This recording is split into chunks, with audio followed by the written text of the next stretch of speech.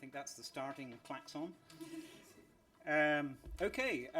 Welcome everybody here at Imperial, and also everybody who's watching online on YouTube from across the world, I very much hope.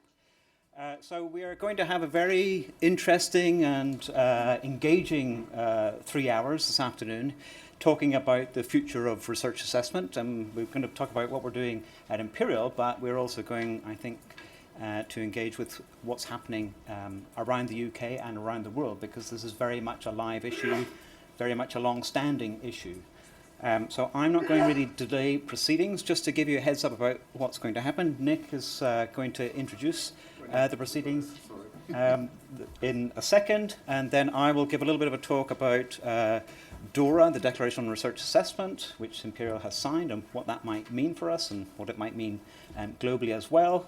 We then have Lizzie Gadd from Loughborough, who will tell us about the work that they're doing there, and also reflections on the whole concept of responsible metrics, which is very germane to this topic.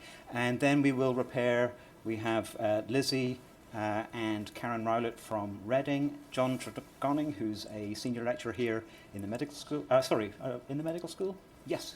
And Matthias, who's an early career researcher, also at Imperial, to discuss the whole matter, and then we will open the floor to questions. If we've got time, we'll try and take questions immediately after each presentation, but we'll play that by ear. So, without further ado, let me hand over the floor to Professor Nick Jennings, who is our Vice Provost for Research, and who is going to stand and use the microphone at the lectern, if that's okay with you, Nick. Apparently, that's fine.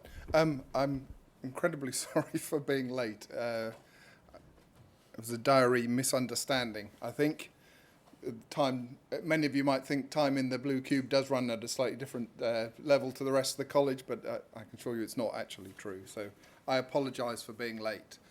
So I wanted to come and talk about research assessment here at Imperial, because actually it's something that I'm personally passionate about, and I actually think it's something that is important for a world-leading institution like Imperial to be good at and to care about and to lead the field in. And we haven't always done this, I don't think, but I think we're starting to make some good strides towards that end now.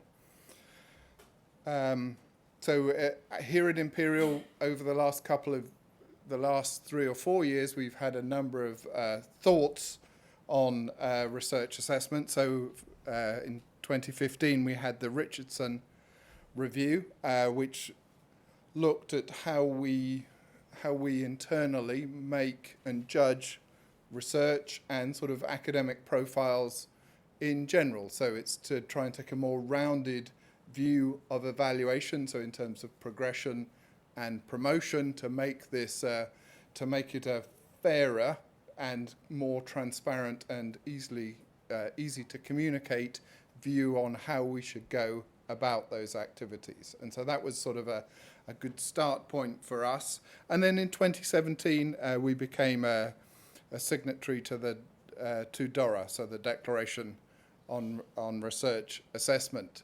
The former, I was not at the college, but I'm very supportive of what came out. The latter, DORA, was something that I was personally felt was very important for us to do as a college in terms of how we could and should lead around research assessment, as I said, as a leading university. So I think Stephen is going to give some more details on exactly what DORA is and what it is not, what it entails, what it doesn't entail. So I'm not going to elaborate on that for those less familiar. Stephen will give the details.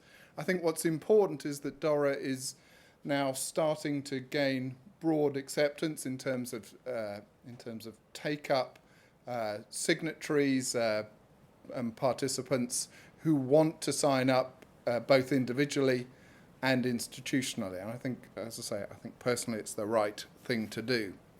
And I wanted to say a bit, I thought it was appropriate to say a bit about why I think it's a really important thing for us to do, and why it's important that actually we have robust methods for thinking about research assessment at Imperial, and they're sort of born out of my own personal experience. So I'll talk about some of my experience and what led me to caring about these things. So I am a computer scientist for my sins.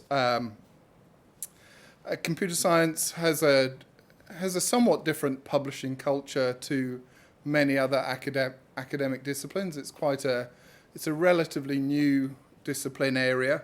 There's a very strong emphasis in many areas of computer science around conferences. So actually, some of the top publications in our field, some of the things where people try and place their best research are in conferences, and so not necessarily journals. And so we have a sort of hybrid of what people try to do with their research and where they choose to try and place it, where they have an option. Also, as a relatively immature discipline, there's not a sort of must-have publication that there is in many other disciplines, I think. So that, there's no many people in natural sciences like to publish in Nature and those sorts of journals. Actually, computing has never really had those. There's nothing that you think, right, that must be something to aspire to. So sort of computer science gives you. I came at this from that sort of background, and then my first appointment was despite having degrees and PhDs in computer science, my first academic appointment was in an electrical engineering department, and that absolutely at the time had a very rigid set of views as to what good looked like. So it was mainly IEEE transactions papers, and that's it. And so if you did anything outside of that, it wasn't worth talking about, and it wasn't worth publishing. And so actually, as a computer scientist who wanted and valued trying to put research out through conferences, that sort of leaves you with sort of trying to figure out what looks good from a departmental point of view, what might look good from a personal point of view. Remember, this is 20, 25 years ago, something like this. And so when you're trying to work your way through the system, you want to try and do things that you think will look good and look good upon you. And so that sort of, there's that slightly schizophrenic view. I've always worked in the research that I've done very closely with industry. And actually I realized pretty quickly in interacting with industry, actually they couldn't care less which journals, which conferences you publish in. I believe that there was this clear hierarchy of, this is where I thought I should publish, and if it wasn't quite good enough, I'd go there, there, and there. And that's what I believed at the time. And of course, the industries that we work with and actually took some of the results, they couldn't care less where I'd published it. They didn't know about hierarchies. They didn't know about anything like that. Actually, they cared about the content of the research, which is, of course, the key bit that you realize eventually is the really important bit. And then I went into government, and actually I then realized that they don't even read, that very few of them read scientific papers full stop, okay? So let alone what might look good according to my hierarchy, actually in terms of getting things done, influencing policymakers. Actually you really need to think about taking science, the science and research that you do, and presenting it in different forms. The beautifully crafted research article of your best research is just not the kind of thing that's read. A few of them might read it if they're particularly keen and enthusiastic, and they really need the details, but most of it is at a much different level to that. So sort of that, again, sort of started, by then I was fairly convinced that actually it was all the content of your research that mattered, certainly not where you published it. So sort of from all of those points of view, I came to the view that actually, which many of you might have got there a long time ago, is that actually what matters, and what matters to me, is actually the research that is done and how you can do the best research and how you can get it out there to have an impact on all of those audiences. And that has absolutely nothing to do with things like journal impact factors and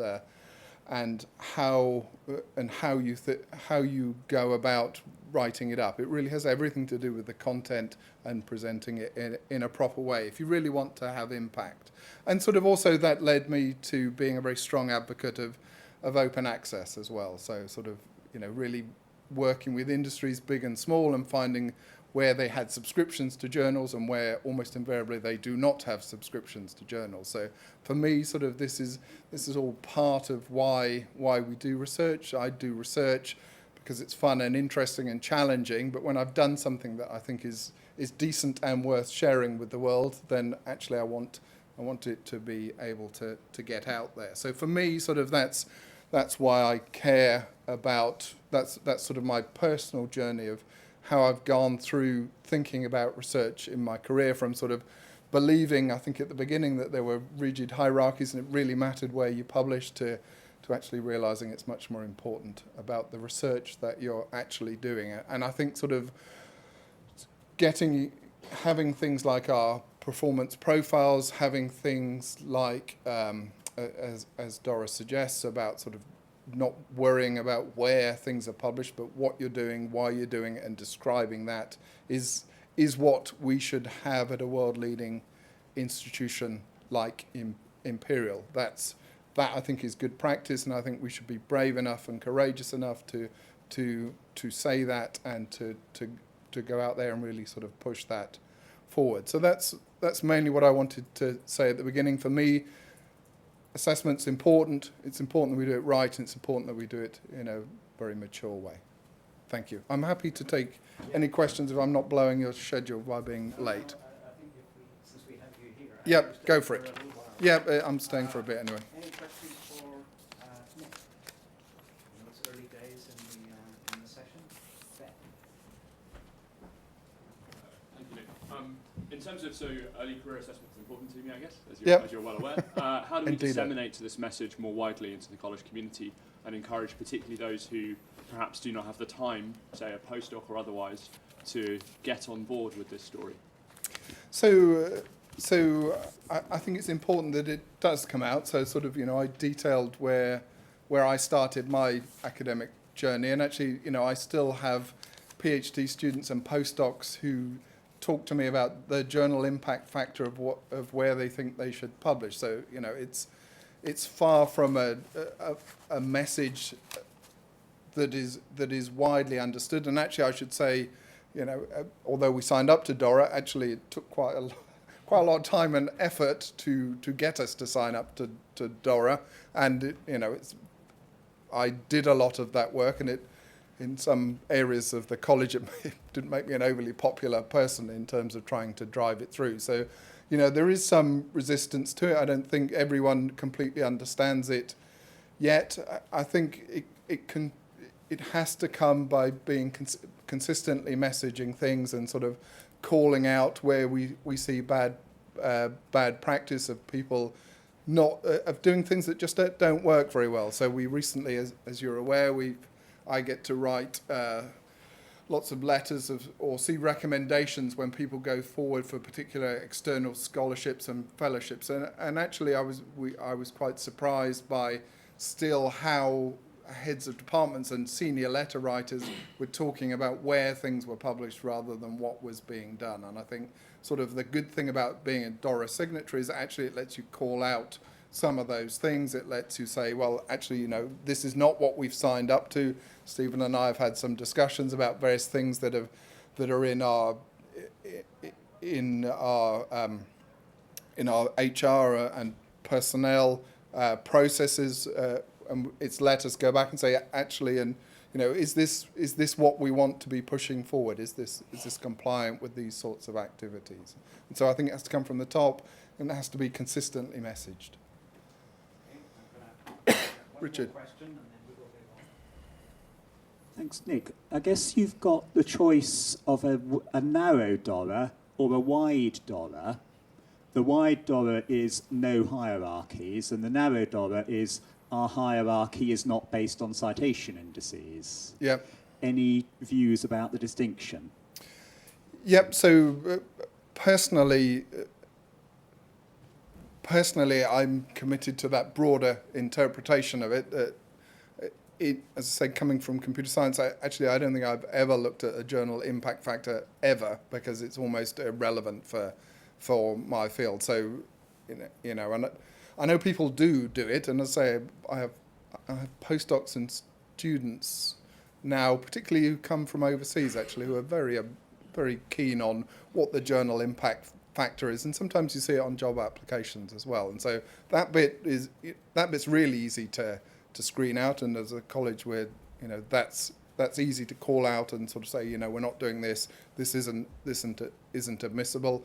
I think the broader hierarchies bit is more challenging. I think many people who publish research have an idea of where they want to try and publish their research, and they might in their own mind sort of have views on, if they think they've got this research and this research might be stronger and better than this, then they might try this journal and this journal. I think that's okay. I think these things are not about dictating where you should publish. Everyone has their own motives and choices about this. I think it's important, however, when we get to the college level and processes and promotions and appointments and things like that, that we don't let these things skew what we're doing, and sort of the views of making sure that we focus on what the research is about rather than where it is are really important.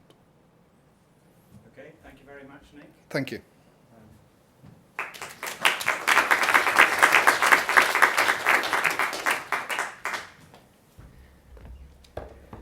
Right, give me 1 second. Oh, I've given away the punchline. Okay, so I have found that as I've got older, my timekeeping has got worse and worse as a speaker.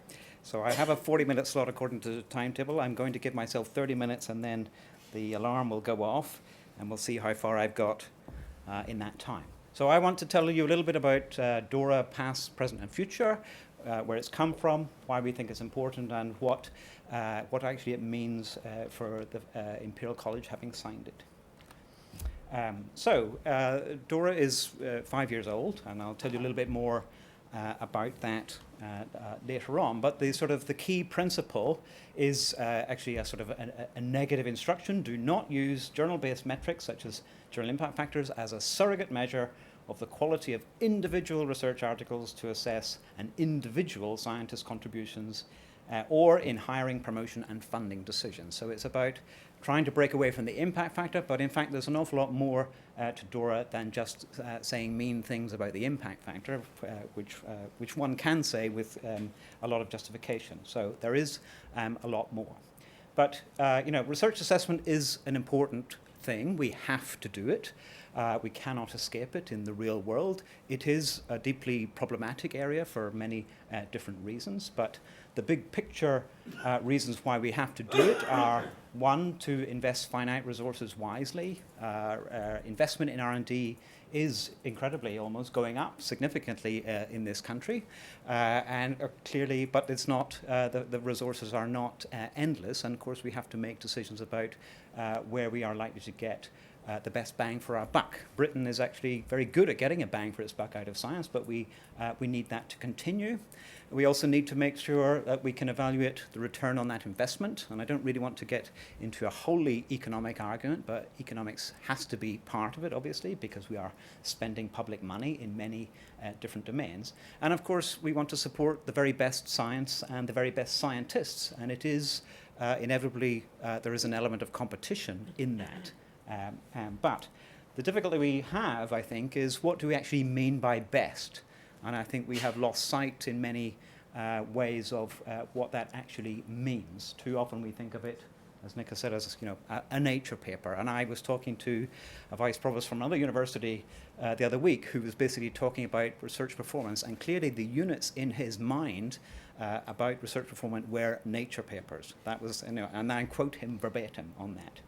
So unfortunately, too often we turn to simple metrics that don't actually measure quality, and I think, as many of us know, have perverse effects on the scientific life and actually on the whole conduct of research. So I want to tell you a little bit about some of that perversity, and I want to share with you my Google Scholar H-index, okay, which is a metric that's widely used and widely misunderstood and widely misused, okay. So my Google Scholar Index is 48, okay.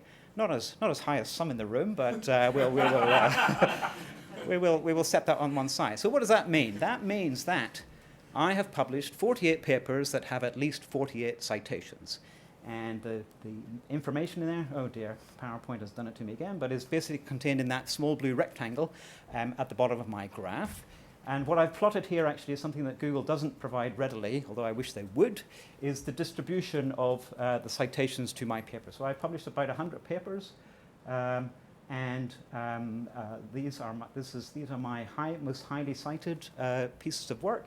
But like every research in the world, this is a distribution that is skewed and that falls away quite precipitously. Okay?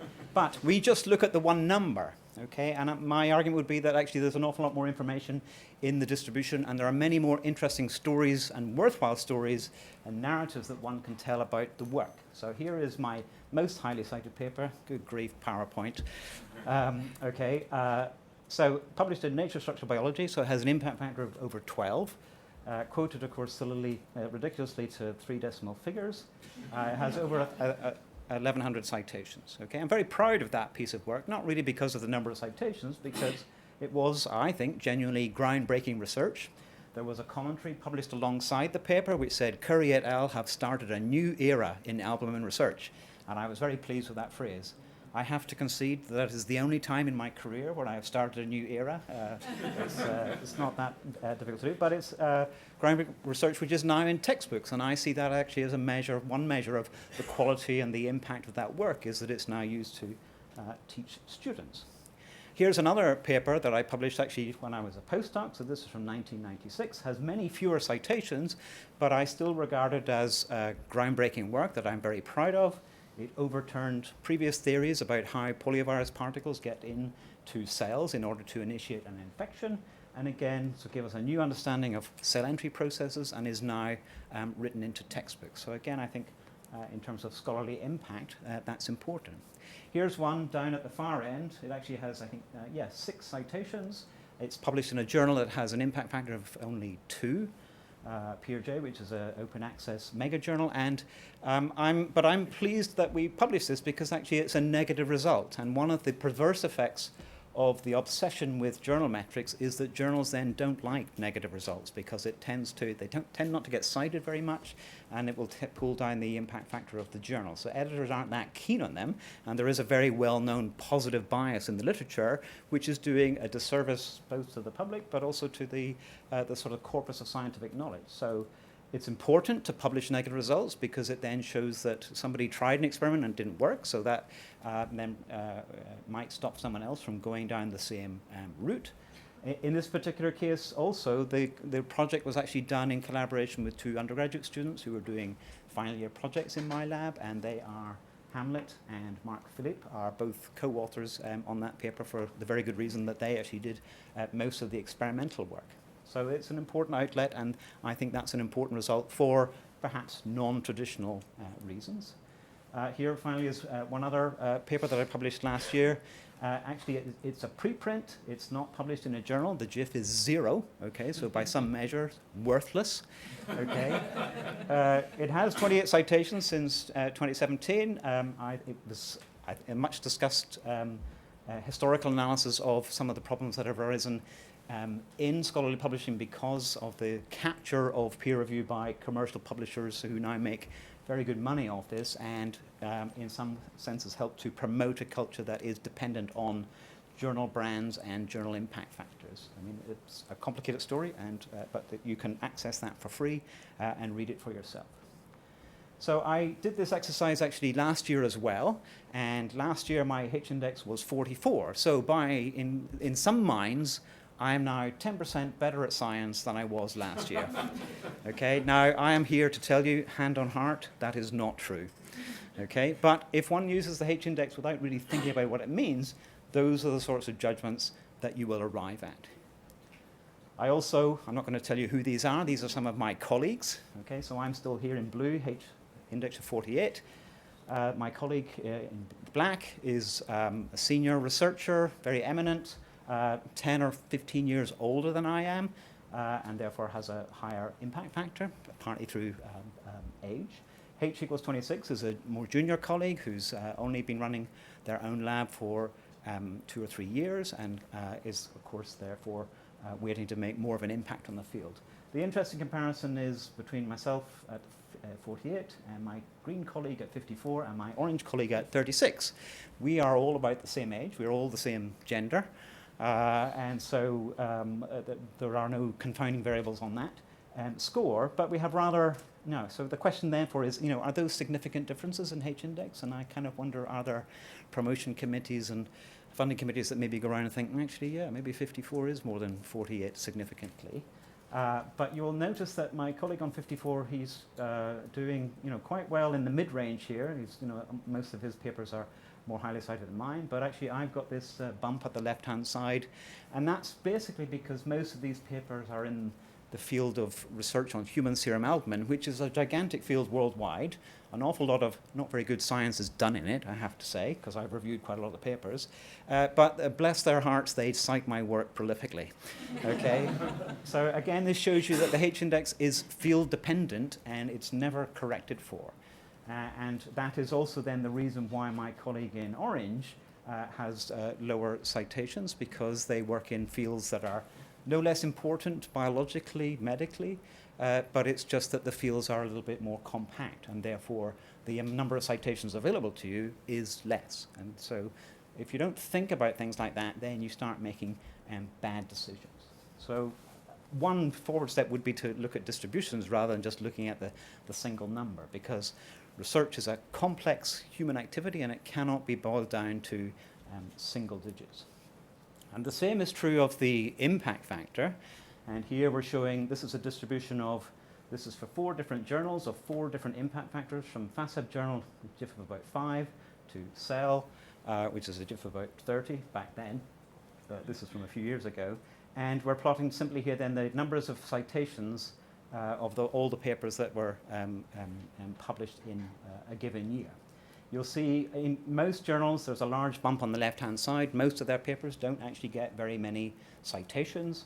The higher impact factor indicates that that distribution does shift more to the right. So the Cell distribution, which is the orange dotted line, has more papers here in the sort of 10 to 20 to 30 range, and then has a sort of bump here of a small number of papers that actually do extremely well. And that is one of the reasons, of course, then why the impact factor gets skewed, because it's calculated as an arithmetic mean, so that's a statistically not very clever way to characterize a distribution which is not normal. And in fact, most papers do not get the number of citations on average that are indicated by the impact factor. Somewhere between 2/3 and 3/4 of the papers don't actually get that many citation points, shall we say. And yet they get the points in terms of people's mindsets when it comes to making decisions about careers or funding. Steve Royal, who's a cell biologist and writes a blog, very good blog called Quantix, sort of analyzed the sort of statistical basis of impact factors and concluded it's a poor indicator of the number of citations. So you cannot predict from the impact factor how many citations any given paper will get, because, for example, in the case of Cell, the range of citations is 2 or 3 orders of magnitude, and certainly in most journals it's at least 2 orders of magnitude. So you can't just pick up a journal and say, okay, this is a highly cited paper. Reporting to 3 decimal places, there's absolutely no grounds for that whatsoever, and only differences of 5 to 10 in impact factor, he concluded, are meaningful. And I'm putting it in scare quotes because one has to think about what is the meaning there. The impact factor was developed actually as a tool for librarians to compare journals with one another in order to make decisions about which ones to subscribe to. But of course it has inveigled its way into research assessment in ways that are that DORA is trying to combat.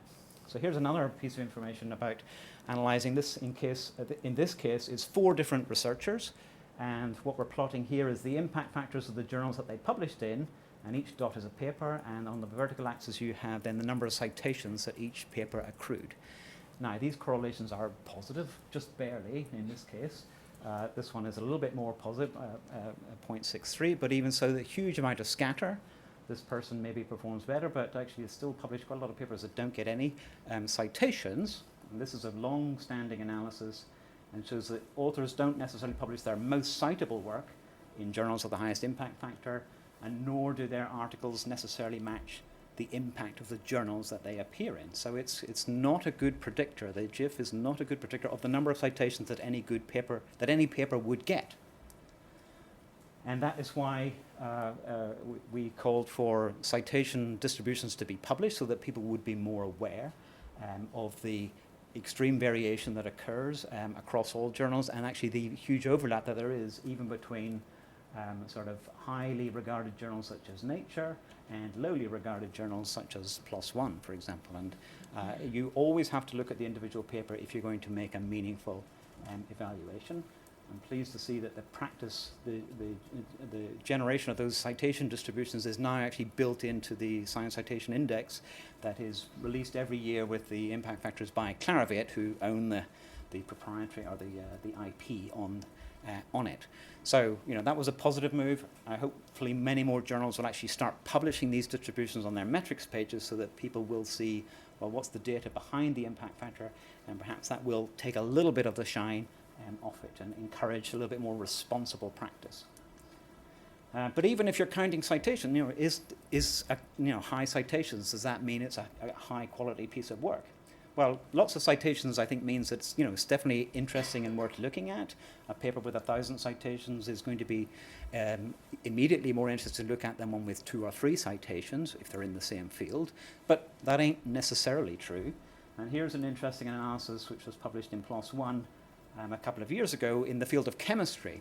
And they got a bunch of chemists to look at papers that had been published in recent years, and they compared the chemists' evaluations of, was this a good paper, a bit like a ref panel does, and then they compared the chemists' assessment of significant, how many of the chemists pulled it out as a significant contribution that they would want other chemists to read, versus the actual citation count. So here's the citation count. So the right-hand one is the most highly cited paper, and this is the least highly cited paper.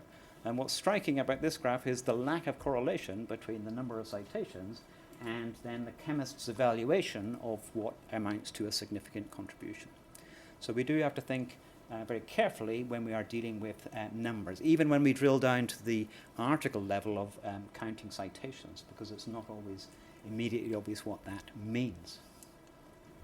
So there are perverse effects from over-reliance on crude metrics. People end up making not very well-informed decisions if that's all they're relying on. Many places, of course, don't simply rely on them, but as we know, there are many instances where that is, impact factors and H indices are still discussed in all seriousness.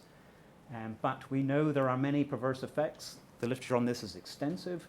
It slows down publication because people aim high and then they get rejected, and they aim for the next one down and then they get rejected, and they keep going. I talked to a fellow of the Royal Society a couple of years ago, and she was on her 10th journal for a piece of work that she thought was among the best that she'd done in her whole career. Now, I would trust her judgment, since she's a fellow of the Royal Society, but I was a bit surprised she was end up still playing the journal game even at that stage. But she'd spent 18 months not getting a piece of work published, and I think that's just crazy in this day and age. We have questions of reliability. We know that there's a high correlation between the impact factor of a journal and the retraction rate, and that is a worry that we have in some fields that could lead to a loss of public trust. And I think in this day and age, we need absolutely to make sure that we are retaining trust in the process of research. There's an awful lot, enough challenges coming about the value of vaccines or the reality or not of climate change.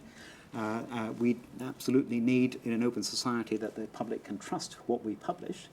It introduces stresses, as we know only too well. Any of us that's a researcher understands those stresses. It introduces bias. There's publication bias in terms of it's primarily positive results. There are many other interesting and disturbing biases against women in the publication record, and biases against non-English speaking papers from other countries. And of course, the sort of focus on research relentlessly is, I think, something that universities really have to rise to the challenge of countering, because, of course, we expect our staff not only to do world-class research, but we are also committed to world-class teaching. And we also need departments that run themselves efficiently and effectively. And so we want to incentivize all those sorts of good behaviors, as well as things like, spending time informing government policy. If they're not going to actually read the literature, then I think some of us are going to have to, go to the minister's offices and instruct them on the evidence basis for the lack of freedom of speech at universities in the UK. It seems to be a bit of a bugbear of his, but for no good reason. And so you also end up then with these perverse incentives. So this is a slightly paraphrased quote, but I saw recently from an application to our department. In their CV, they said, I've published X paper since 2000 and whatever, as first or joint author in high-impact journals, but didn't actually go on to say about what was so important or so interesting or so wonderful about that work. And if this person is thinking, well, this is what I have to say to impress people, and that's what they've been told, okay, because that's what the system is telling them. I'm not blaming this person for playing the game. People are rational agents for the most part. They know the rules, and they know that this lights the lights in many places, and we have to turn those lights down and illuminate other areas of valuable activity. So what can we do about this? This is a long-standing problem.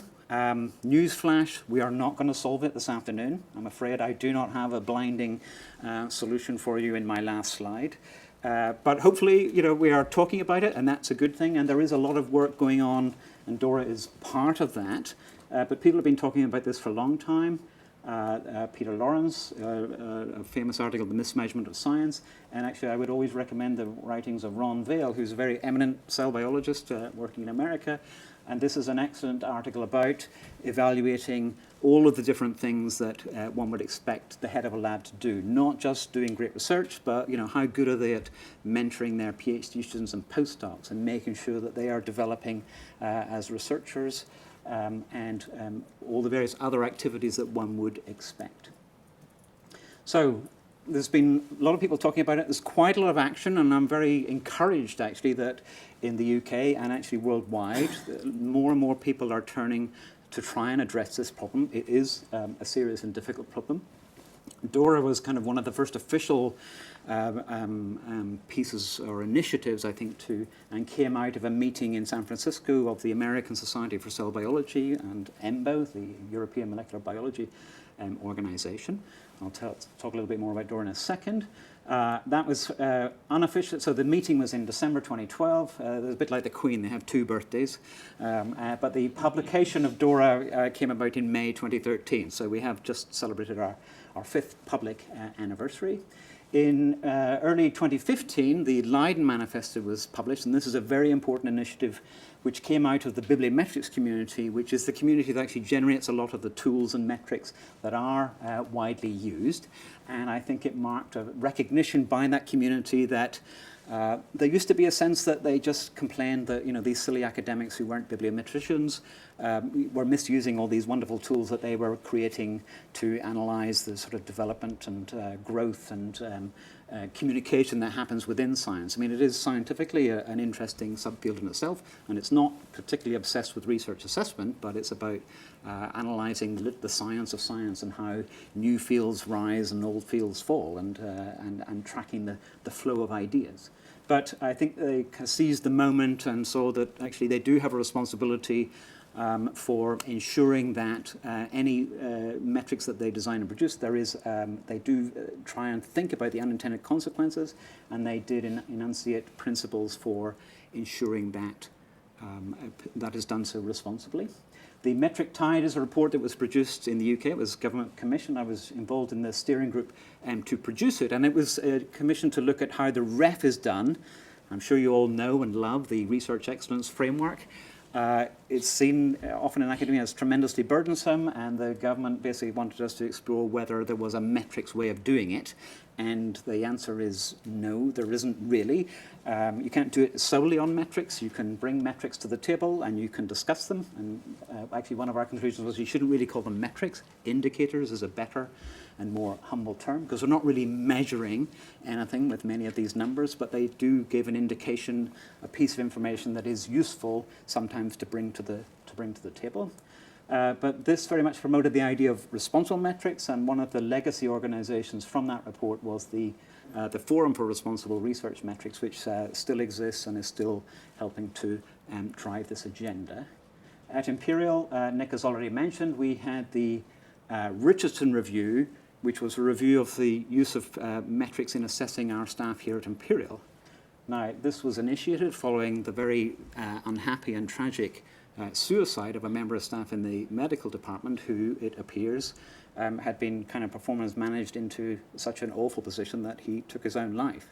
And, you know, this was a hugely shocking incident. It was investigated thoroughly at the time, but one of the outcomes of the investigation was a working group established to review how we use performance metrics, and came up with the performance profile that Nick described briefly, which is, you know, looking at people's research. Yes, we're at Imperial College, we still want people to be doing really good, top-notch research, but we want to also make sure that we are recognizing their contributions to teaching.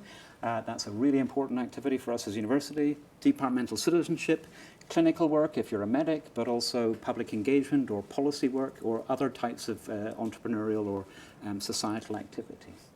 And following on from that then in January 2017, and I really want to pay tribute to Nick here for the very fine and bruising work that he did in order to drive that through, because it was something that I had failed to do in my time.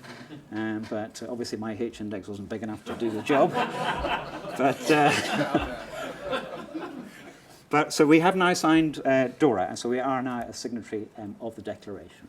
So let me tell you a little bit about DORA before I go on to say what it means for us. So it's a declaration. It has come out of the biomedical community, and that's one of the aspects of it that we are trying to develop. But it's targeted at funders, at institutions, such as research institutions and universities, at publishers, at metrics providers, and at individual researchers. So it can be signed either by an individual, you're all very welcome to sign, or by organizations. Okay. Now, for institutions in particular, these are the provisions that it requires, and they are, I would say, positively framed in contrast to the negative framing of the sort of anti-GIF opening statement. So, be explicit about the criteria used to reach hiring, tenure, and promotion decisions. I think it's really important, and actually, it's really important for promoting diversity that we are open and transparent about how we judge and evaluate people when we are looking to hire them or to promote them. Clearly highlighting, especially for early stage investigators, and interesting what Nick said about it's his students and postdocs who seem to be more obsessed by this. And that doesn't really surprise me. That's been my experience too. I think my students and postdocs have been much more obsessed about these things than I was at that age. I mean, I knew what the word on the street was, but it seems to have gone to an even more intense degree these days, and I think we have a duty to tackle that. So emphasize that it's the scientific content of a paper that's more important than the publication metrics or the identity of the journal. And then for research assessment, consider the value of all research outputs. So thinking about not the data that you produce or software that you then share with the wider community. Are you depositing that as well as publishing your paper? And then also think about a broad range of impact measures, other activities that you do as a researcher. Such as influence on policy or on practice. So these are the things that we want to do. For researchers, if you sign it, there are 4 distinct provisions. I just want to highlight 2 of them. One is, you know, if you are on a grant panel or a hiring committee, make assessments based on the scientific content rather than the publication metrics, and challenge research assessment practices that rely inappropriately on impact factors or other metrics that aren't necessarily haven't been designed for use at the individual paper or the individual researcher levels, and promote and teach best practice. And so that, and that is one of the things, as Nick says, that signing DORA, I hope, as an institution, empowers our staff to do, that they can stick up their hand and say, hang on a minute, what you just said, that's not consistent with the fact that this university has signed DORA. What do we, you know, how do we take that forward? So as an organization, we're 5 years old. We now have 12,000 individual signatures and over 500 organizations that have signed. There's 30 institutions in the United Kingdom have signed, and the UK is actually one of the leaders in this endeavour, but we're trying to do something about that. It is true to say, I think, that it was run out of the sort of back office at the American Society for Cell Biology for the first few years, and I think it struggled a little bit to gain the traction that we would have liked to see, because it was being done basically on part-time, as and when people at the ACB could commit time to it. I mean, they did a great job to get it up and running and off the ground, but now we have new funding from 9 different supporters or supporting kind. We have a new URL, sfdora.org. For a long time, if you search for DORA on Google, you get Dora the Explorer, which is a very good children's book, provides a very good role model for young girls, but isn't actually relevant to research assessment. So we're trying to change that. We have a new steering group and a chair, that's me. Crucially, we also have a full-time community manager, Dr. Anna Hatch, who's based in the Washington offices of the ASCB, but Anna and I actually talk on the phone by video phone every week to keep the show on the road, and the steering group actually meets every month to push the initiative forward. So we had a relaunch earlier this year, published a commentary in Nature to get a bit more attention to it, and we now also have a roadmap with 3 basic aims. One is to, we want to increase the awareness of the need to develop alternatives to the GIF and to get more people to sign on to DORA. But the number 2 is really the most important one for us, and that's to research and promote best practice in research assessment. We know that there's lots of things already happening, some of it triggered by institutions that have signed DORA, some of it happening anyway, in fact, and we want to try and make sure that we find that and that we promote it, and we have a section on best practices on our website, and actually we're going to be doing a lot more work in the coming months and years to advance that agenda, and we will be doing that in concert with many other actors in this sector. And we are keen to extend the global and disciplinary impact of DORA. We are very much a kind of European, North American outfit, but we have now appointed an international advisory board which is truly international. We have representatives on every continent in the globe, and that's going to be announced next month. And so, the work is only really getting going again. Now, so Imperial has signed DORA, so what does that mean for us? Actually, interesting, Nick says, pronounce DORA? Dora. You say Dora, I say Dora. So, uh-oh. Okay, so there's my alarm, 22. Okay, I think I only have 26 slides, so I'll just talk for a few more minutes. So we signed DORA, and, it's easy to sign DORA, okay? You fill in a form on the web, and you've signed it, okay? The hard bit is what comes next, okay? So what do you actually do to implement it? So we had convened a working group, or Nick convened a working group. I was on it, and Chris Jackson was on it, and a number of other members of staff as well, and we came out with a report which is published on the web now, and actually there's even a Google document form version of it, thanks to Chris, which people are free to comment on if there's more that we should be doing. But we've changed the language in adverts and job descriptions, and changed the guidance on hiring, promotion, and funding procedures that happen internal to the college. I was rereading it yesterday. Actually, there is a provision that we should go out and consult with researchers, and particularly early career researchers across the college. You can consider this workshop as part of that, but maybe there's a bit more that we can do there to make sure, because I'm pretty sure not everybody at the college is actually here. So there's still more work to do, but we know that it isn't going to happen overnight. So establishing a transparent, evidence-based process of staff evaluation that, as part of a culture that aims to be fully inclusive, will take time. And my philosophy would always be to institutions, sign the declaration even if you know you're not 100% compliant, but sign it if you are serious about becoming compliant.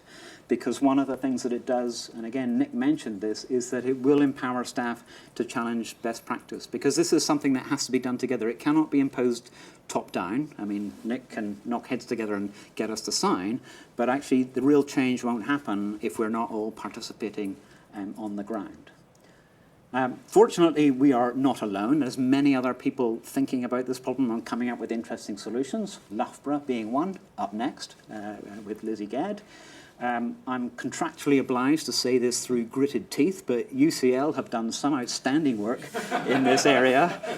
and have a new academic careers framework which directly references DORA and which does talk about really not relying unduly on simple metrics and looking very holistically at what their staff have done in terms of evaluating them for promotion.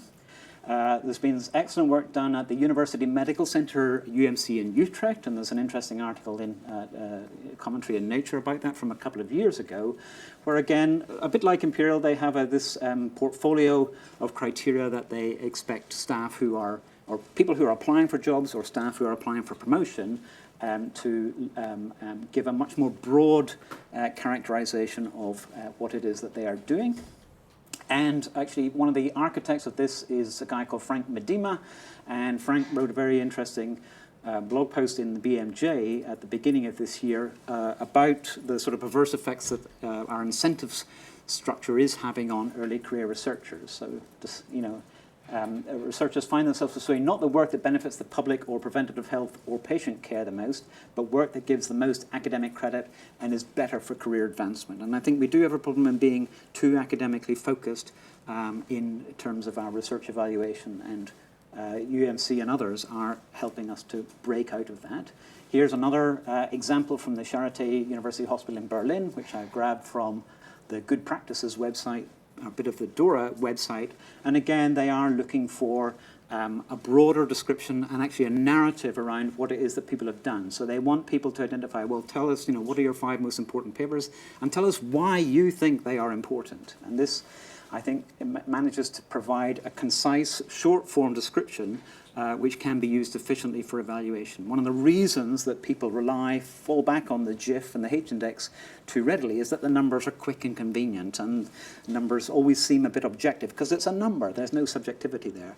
There's tremendous amounts of subjectivity go into those numbers on many occasions. And also then focusing on open science and focusing on how good a collaborator are you. And I think these are attributes that in the modern world of science, it's no longer usually the lone hero working alone. Science is very much a team enterprise. Interestingly, many of you, I hope, will have heard about Plan S, which is a radical initiative to bring open access publishing to Europe, led by Robert Jan Smits. But what's interesting to me, we could discuss this all afternoon, but they recognize that this plan isn't going to work unless at the same time we are very serious about reforming research evaluation, and they have suggested using DORA as a starting point. Ultimately, I don't care what people use as a starting point. What I do care about is that they get down to it and get on with it. And the Royal Society is having a very interesting meeting. I'm not sure whether it is already oversubscribed, but it's coming up at the end of October, looking at research culture. And research evaluation will be a very important part of that. So we have to act together if we are going to change things. We know it's not enough for Imperial to sign DORA or for us to have really good practices, because we know that our researchers are very mobile. They will be thinking, okay, for my career, maybe I need to apply somewhere else. And of course, they will, if they play by the traditional rules, then nothing's ever going to change. So it really has to be a concerted international effort. Change can't be limited to one institution in one country, and we know it's a hard problem. People have been talking about it for 20 years. I've only been talking about it for 6 or 7. It's about culture change, and it's about giving particularly early career researchers the belief that if they submit work, and it doesn't matter where it's published, it will be evaluated on its own merits. So it is a hard problem, but fortunately at Imperial College, we are a community of problem solvers dedicated to finding innovative solutions to the world's biggest challenges. So I'm very pleased that Imperial will be part of this effort, but Imperial can't do it alone, and we look forward to working with DORA and with anybody else who is interested in improving things. Thank you very much.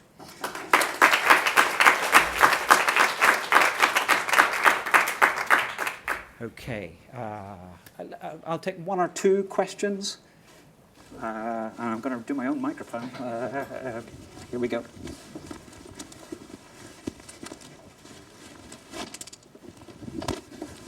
Stephen, in one of the slides, when you were coming towards the end of the presentation, the one in which you referred to the new steering group, you talked about, there was a brief mention of opening up DORA to different, here we are, extend the global and disciplinary impact of DORA. You didn't really expand on what you meant by the disciplinary impact. I was wondering if you could.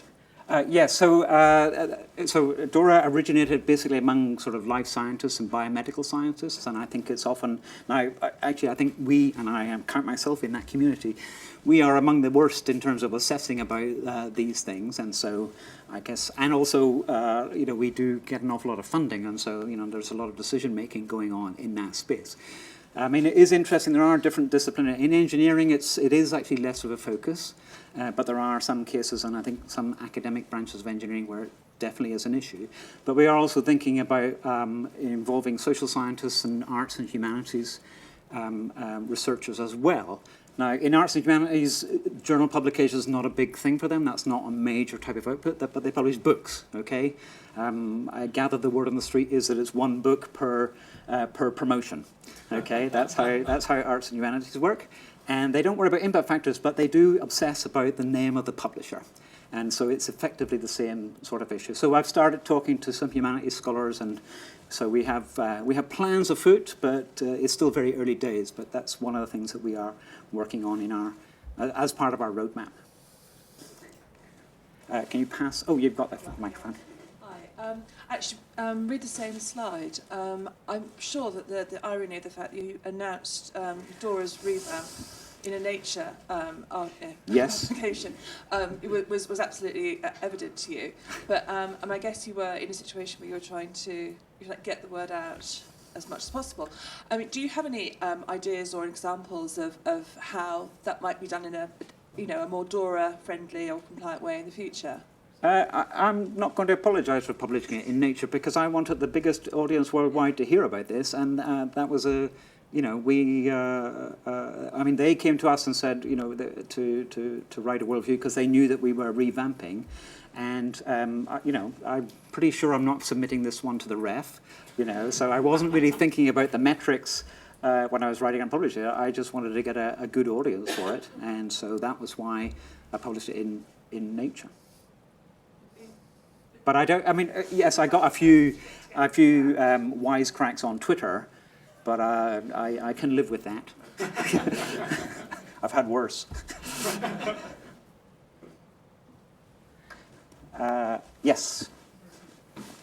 Senator McKeon, I was fully vaccinated, in this area by my PhD supervisor, who called paper diarrhea the public instinct. I had on his desk a can of bullshit repellent, which he came to use when we strayed a little bit. So I'm fully sympathetic with that. On the other hand, you do mention I wanted a bigger audience for my publication. Is that what everybody wants? Not all of us can aspire to a Nobel Prize, which we would really love. In engineering, there isn't one. So the quality of the journal is usually surrogate for the audience you're trying to reach and the esteem of the peers. If we take this away, how would you, suggest we do that? Everybody wants the content, the evaluation of the quality of the content, irrespective of the other things. But should we have likes? Should we have No. 5 referees published? Should we have recommendation by friends and family? How else could we have this quality assessment, which everybody clearly aspires to and wants? Yes, no, you're absolutely right. And anyone who does research, you want a big audience for that research. And sometimes that's a judgment that will influence the choice of journal that you want. And that's a very reasonable thing to do. And we've been very careful on our research evaluation website to say this is not about telling you where you shall and shall not publish. And we're not going to look down our noses at people who publish in high impact factor journals. But what we're trying to do here is get to a point where when you are evaluated on the actual work that you have done. Nature, we know, publishes papers that get 0 or 1 or 2 citations. We know that Nature actually rejects papers that go on to win Nobel Prizes. Famously, they rejected the graphene discovery twice. So we know that human judgment is a difficult thing. Journals don't always get it right. it is true, and there is a valid argument here that on average, a paper in Nature will be more important or more interesting or more groundbreaking than a paper in the British Journal of this or that. Okay, but maybe not in every case. Okay, and that's why it's really important. There are considerations about audience, absolutely, but when it comes to research evaluation, if you just slip into the mindset, you say, oh, it's in this journal, therefore, that's where the problems arise, and that's why we've got to where we are. I mean, there are perhaps different solutions. I would like to see, a sort of a relatively flat landscape where you publish work. As long as it's original and as long as it's done competently, then it gets published in like an open access mega journal. And then you could see a set of review journals that look around the landscape and see what's been published in the past couple of months. And then they pull out and say, oh, Smith et al., this looks really interesting. This is a new development in this field. This is why it's significant. And that way you would then get the peer esteem. I mean, I did notice in your question, you conflated audience and esteem. And that's what we're doing. And we need to make sure that those are pulled apart a bit. I mean, inevitably, we will use the heuristic, the shortcut, but we really need to have, try and have a relentless focus on doing the best job we can of evaluating people on the basis of what they've actually done. It's not easy, and that's not a solution necessarily, but that's the philosophy. I think we're going to have a panel and there'll be plenty more time for Q&A, but I am going to quit the stage and invite our next speaker, who is, hang on. Here we go. Is Dr. Lizzie Gadd from Loughborough University, and I've never met Lizzie before, but today is the first time we've actually met in person. Shake hands before, but we'll shake hands again, but I know Lizzie from the internet. So she's a woman I met off the internet.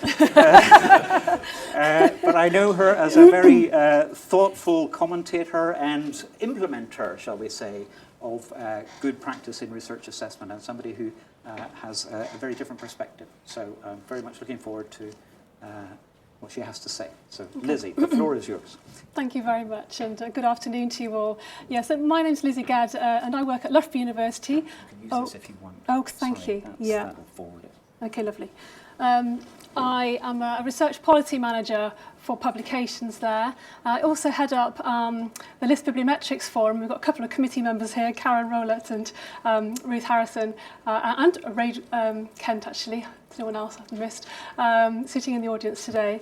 And also chair the ARMA Research Evaluation Special Interest Group, and I've recently been invited to chair an international group on research evaluation, so I'm really looking forward to today to kind of get your feedback and views on all of those things to kind of take forward into those settings. I know Stephen introduced me as someone who is going to kind of talk about Loughborough's experience. I will mention it, but I'm really going to focus on this whole area of responsible metrics. I chose this title myself, so I've only got myself to blame. Responsible metrics, is that even possible? Is that an oxymoron? Or is it actually the future of research evaluation? So let's see if that works. Great. So I'm going to kick off by providing some background on the current state of play for research evaluation before exploring some of the options for a more responsible metrics-based approach, and Stephen's covered some of that.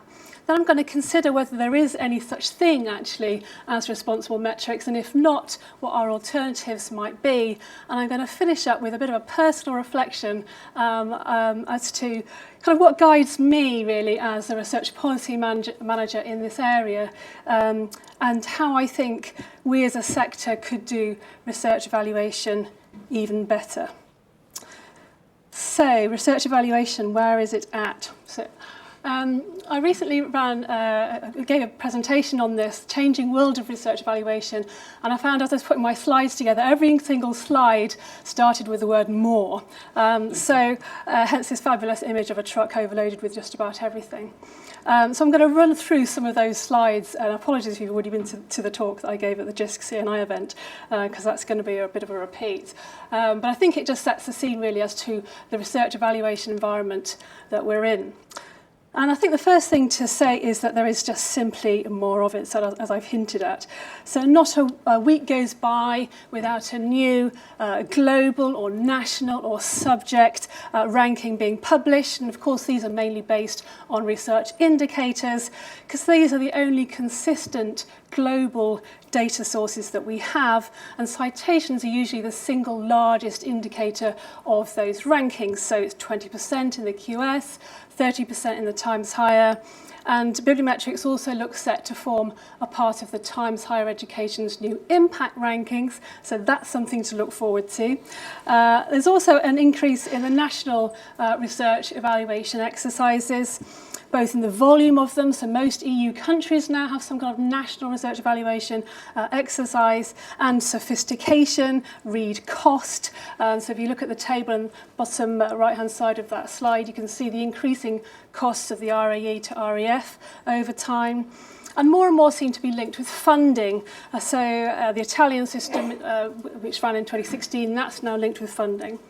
Of course, all this external evaluation naturally leads to more internal evaluation. We're seeing research ambitions at universities stated and evaluated, from whole university KPIs through to departmental targets and through to, of course, most controversial of all, individual level evaluations through annual appraisal, recruitment and promotion. And of course, although academics complain most bitterly about the latter, they are often equally complicit in the evaluation culture through what I've called measure for pleasure activities, keeping an eye on your own metrics, comparing yourselves to peers. Now, of course, there's no end to the volume of data sources available to us now to satisfy our hunger for these sorts of indicators. And here's a list of a few that came out of a survey that the UK bibliometric community ran recently. And in fact, there are three, the market is being flooded with new options, and there were 3 new tools this year. Dimensions had a good number of users already when we ran our survey. I think it was launched in February. By March, 10% of our community were using it. And of course, they have the controversial RCR and FCR indicators, relative citation ratio and field citation ratio. Poorly explained, little understood. OneFinder is the open access content finding tool, and citation metrics are forthcoming in OneFinder. And we have Wisdom, which includes RCR and a wealth of other data as well. And with the increase in data sources, we're also seeing an increase in the number of indicators. So in terms of individual level indicators, this was some work done by Lorna Wildegard, and she analysed for her PhD 108 author level bibliometric indicators. That was back in 2014. It's probably a whole load more now. And you can get a sense of the growth of them. Can I get this? Is that working? No, I can't seem to get that to work. But you can see the line there, and you can see the growth of those individual indicators. We see a similar picture with journal metrics. You're familiar with the journal impact factor, maybe the SNP, maybe site score, I don't know. But I started to copy these out of a handbook of bibliometric indicators, and I must admit, I lost the will to live at the end, and I gave up, hence the etc. at the bottom. But we are seeing a huge growth in the number of indicators available. But, interestingly, although we're seeing this huge growth in the number of metrics that are out there, we are seeing only a small increase in the number of metrics available to us in our citation tools. So this might be a good thing in terms of overload. I don't want a tool that's facing me with all those different indicators. But these are all indicators that are a result of many different research projects, and who knows how much funding to try and create something better than what we have. And who knows, they might even be better than what we have, but we never know about it because they're not appearing in our citation tools. So there's a question here as to how metrics get into our products. There's a question as to why, when they had all these different journal indicators, Elsevier recently decided to essentially recreate the journal impact factor with their new site score metric. And there's also a question as to how these metrics actually get designed, and whether academics are ever involved in the design of the metrics used to measure them. Of course, it's not just citation indicators that are on the rise. We have Weber metrics and altmetrics now, and contributing to this overarching class of scientometric indicators. And this was produced by the EC3 metrics group in Spain. I'm not a massive fan of it because I think it kind of gives this pseudo-scientific authority to a lot of these indicators. But it does serve to show you what an industry there is around these sorts of indicators and how complex the world has become for individuals like yourselves trying to kind of make your way through it. Of course, an increase in research evaluation always leads to an increase in competition. As soon as you can put a number on something, you can rank it. And where there's a ranking, you can be sure that there's going to be some university, department, or individual academic who will want to get to the top of it. Even though, as is certainly the case with university rankings, if you put error bars around the data, you'll probably find that the difference between those at number 1 and the number 100 is not statistically significant. In fact, you'd probably find that there are about 3 to 5 different tiers of universities in the rankings, all of which correlate with their age, wealth, and mission group, and they'd be very boring indeed. But of course, that wouldn't sell advertising space, so the rankings regularly change their methodologies and add new entrants just to keep the competition hot. National research evaluation exercises also keep raising the bar as to what level of brilliance is needed to win prizes. So in REF 2014, 4-star world-leading research was funded at a ratio of 4 to 1 with 3-star internationally excellent research, inadvertently sending the message that excellence isn't good enough. World domination is all that counts. But incidentally, if you ask for a definition of world leading, that's hard for them to provide. But this time, due to the change in methodology, so we're now submitting all staff, but with an average of 2.5 papers per person, there's speculation that only 4-star research will get funded, or perhaps a 5-star interplanetary recognition level is coming. You know, I joke, but when I talk to academics about this, particularly when it comes to impact, they'll say achieving world-leading status is often serendipitous. You know, your stars just happen to align, you happen to be working on the right thing at the right time. And in terms of publication impact, you know, really history is the best judge of that, but history doesn't fit in the ref window. In other forms of competition, you know, we hear often in the research press that there are more and more researchers chasing fewer and fewer funding opportunities. There are too many PhDs for the academic jobs available. In a recent blog post from an honest senior academic, she said she simply could not choose between the applicants interviewed for a recent post because they were all of such high caliber. And our own Chris Jackson here wrote this blog post after the HEFGE Turning Tide Responsible Metrics event saying, there is no way I would get a job now. And that made me sad. It did. My colleagues. So not surprisingly, with more and more competition, there's more and more at stake. Your ranking position as a university has always inevitably been linked to reputation, and indirectly to funding through students who may or may not choose to attend your university based on your ranking position. But it's also now directly linked to funding, as more and more global funders are using university ranking position as a barrier to entry, and apparently financial institutions are using ranking position as a kind of shorthand for creditworthiness and bond ratings. I don't need to explain how funding and reputation are linked to national evaluation exercises, but I will add that, of course, in a declining student fee environment, more and more of us are kind of using research income just to keep the lights on.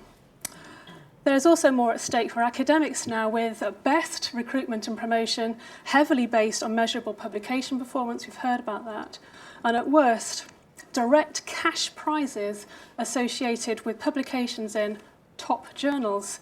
And according to a People's Daily news story last year, some 90% of Chinese universities, 90%, have a policy of rewarding publications.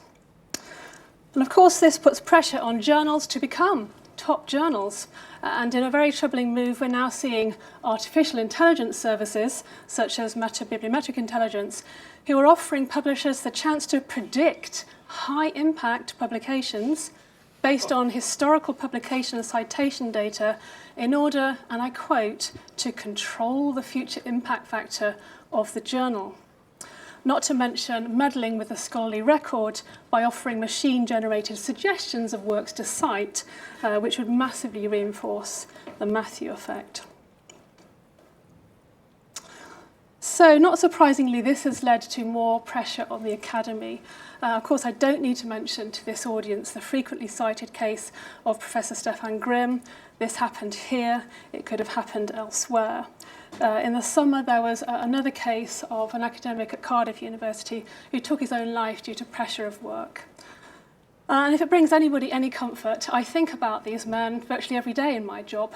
I never met them, but in all my work with list bibliometrics and the ARMA Research Evaluation, SIG, I feel a strong sense of responsibility that no one should ever feel under this sort of pressure, certainly from metrics, ever again.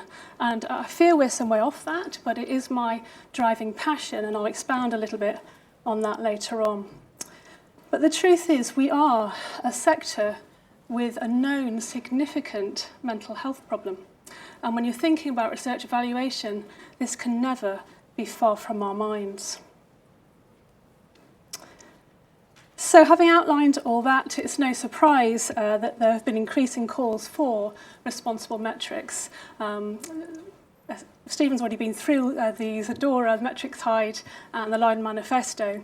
I think it's fair to say that universities, who are the employers of all these academics under pressure and ultimately have the duty of care here, have been under the spotlight more than others to any other player in this space to kind of implement responsible metrics. So what has been the response to all of these calls? Well, the List Bibliometrics Group have done regular straw polls over the last 4 years of the research kind of evaluation community. And this 2018 data is hot off the press. It hasn't been published yet. But you can see that with regards to DORA, the number having signed or who are likely to sign, those are the red and blue lines there, has grown considerably, particularly in the last 12 months with DORA, probably due to Stephen's appointment and the appointment of Anna Hatch as well, although some are considering DORA and rejecting it, which is the green line. Similar numbers are developing their own statements on responsible metrics, red and blue lines there, people thinking about it already doing it, but fewer people consider this and then decide against it. These surveys were international, but I've yet to do the kind of international analysis, but we have looked at the kind of international signatories, university signatories to DORA in the summer, and you can see that it's heavily dominated by the UK, as Stephen mentioned. And I'm really hoping that, obviously, Stephen's doing some work in this space.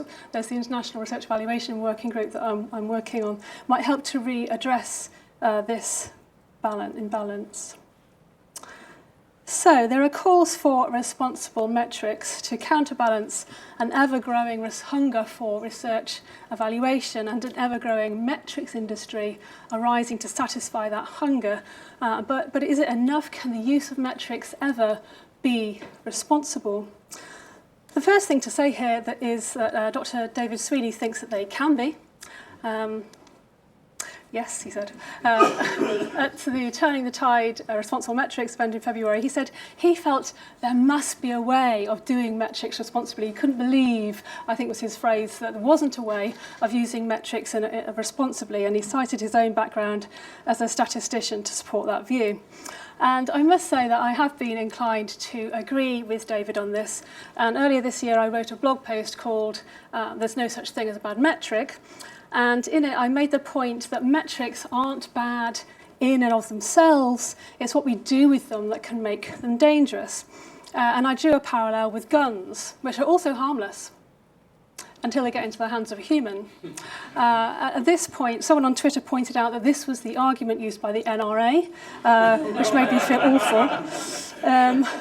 Of course, a metric/gun in the US is harmless if it lies untouched in a box somewhere. The point is metrics and guns in the US don't lie untouched in boxes. They are easily accessible and overused by the underqualified, and that makes them dangerous.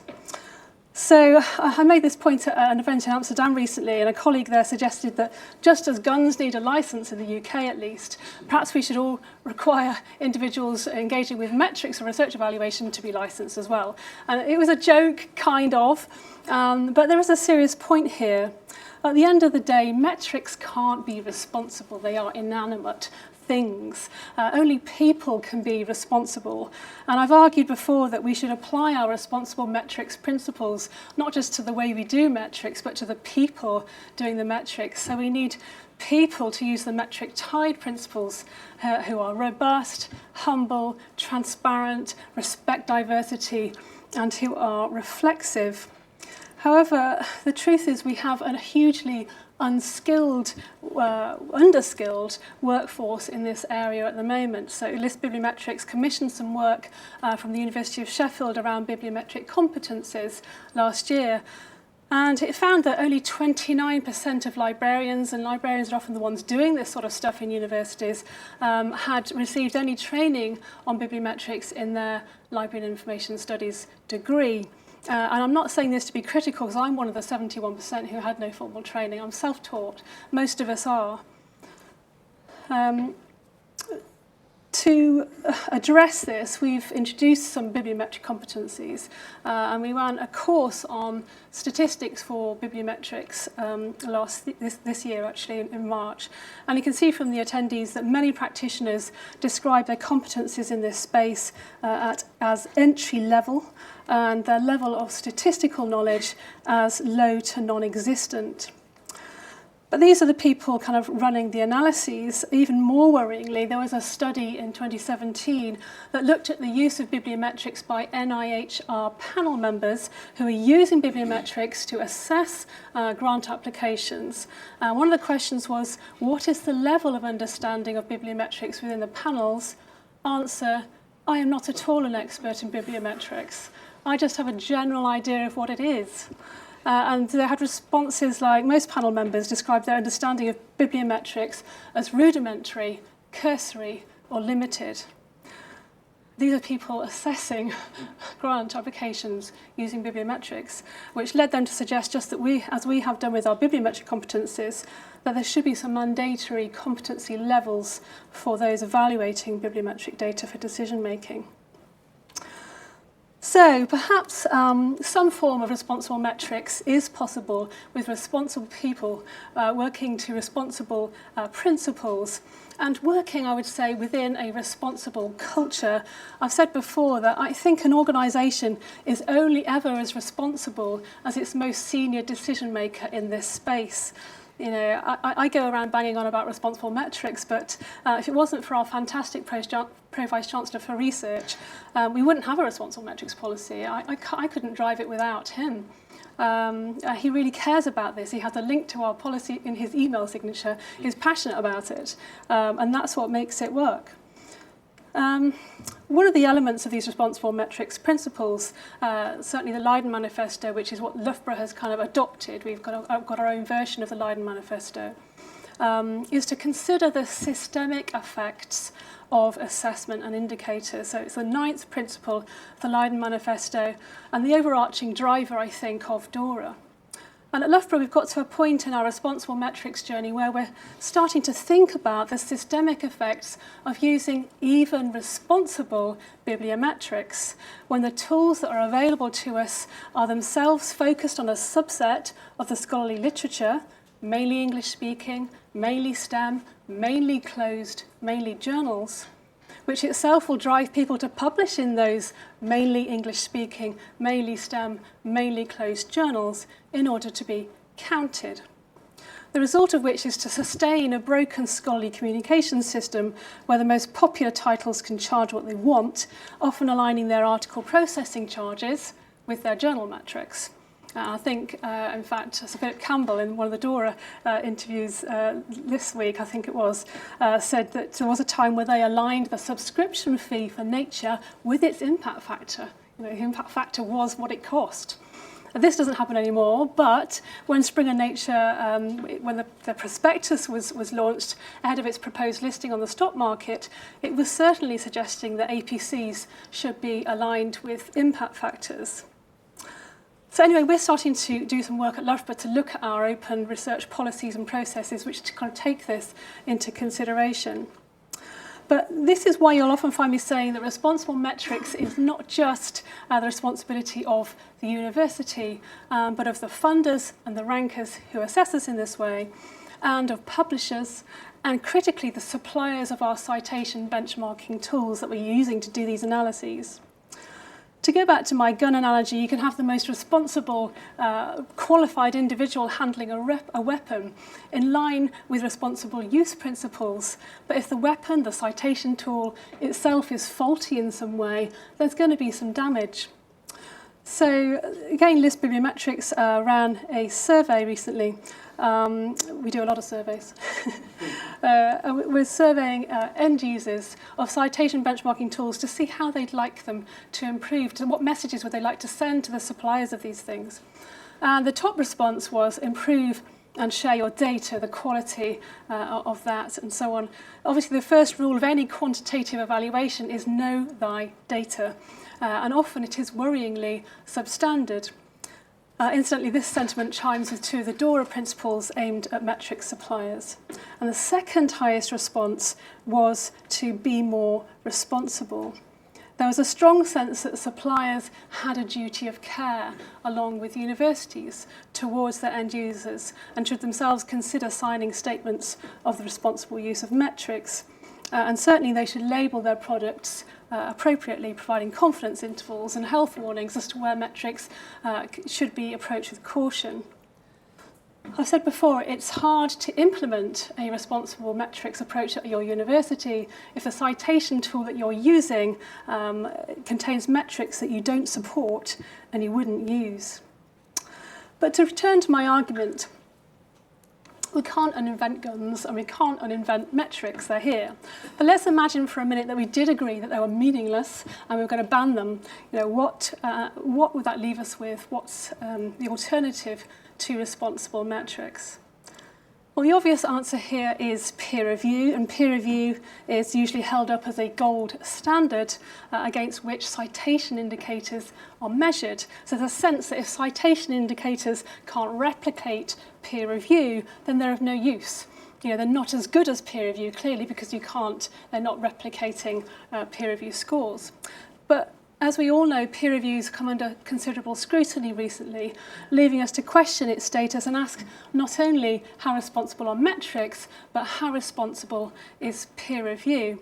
And I don't have time today to run through all of the arguments, but just to say, stories like this that was published in Times Higher in August are not uncommon. About somebody who rejected all the articles that came her way because she did not want her competitors to get ahead. And studies like this revealing the unconscious bias of peer reviewers. So reviewers with author information were 1.76 times more likely to recommend acceptance of papers from famous authors, and 1.67 times more likely to recommend acceptance of papers from top institutions. Bear in mind, author and institution information is being supplied to ref panels. I'll just leave that there. So there was a chap called Professor Alan Dix, who was a member of the UOA 11 ref panel in 2014. And he did a fascinating post-ref correlation between peer review scores and citations, which is something only a panel member can do, obviously, because they're the only ones who have access to that data at that level. And he found a significant, when he had to run the data 3 times, he said he couldn't believe his eyes, a significant gender and disciplinary bias amongst panel members when correlating peer review scores with citations, which actually led to a recalibration of the unit's output scores. This led him to conclude that metrics may be rubbish, but people are far worse. Indeed, the folks at CWTS Leiden have recently published a fascinating paper looking at whether there is a correlation between peer review and metrics. Answer, yes, but at the right level of granularity and in the right disciplines. But they make the point that we have no inter-rater reliability data for peer review. So we can't really model its uncertainty. So if peer review is such a rigorous, reliable form of research evaluation, we should see high levels of agreement between peer reviewers, right? I'll leave that there too.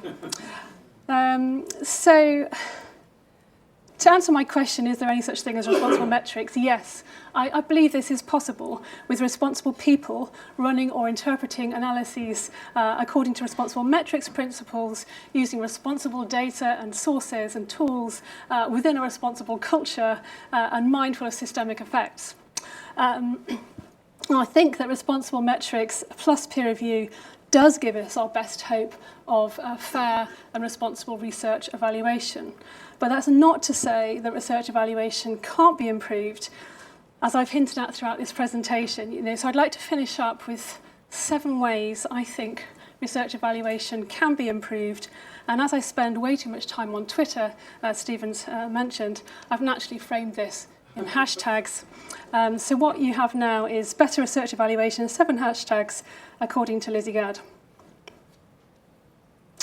Straight in at number 1, I have people are precious.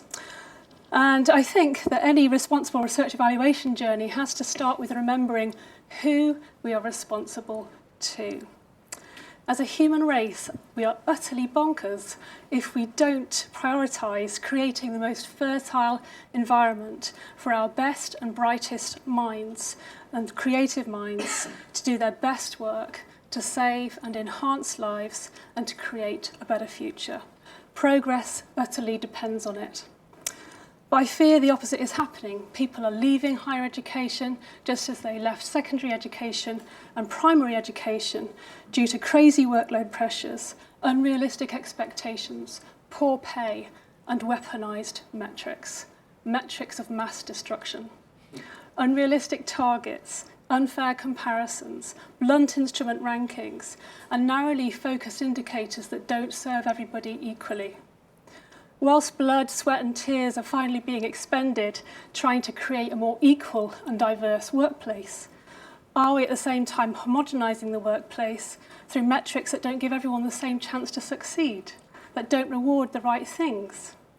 At the same time as paying lip service to openness, are we also closing down access to half the globe who once couldn't afford to buy the best journals and now, in a cruel twist of fate, can't afford to publish in them either?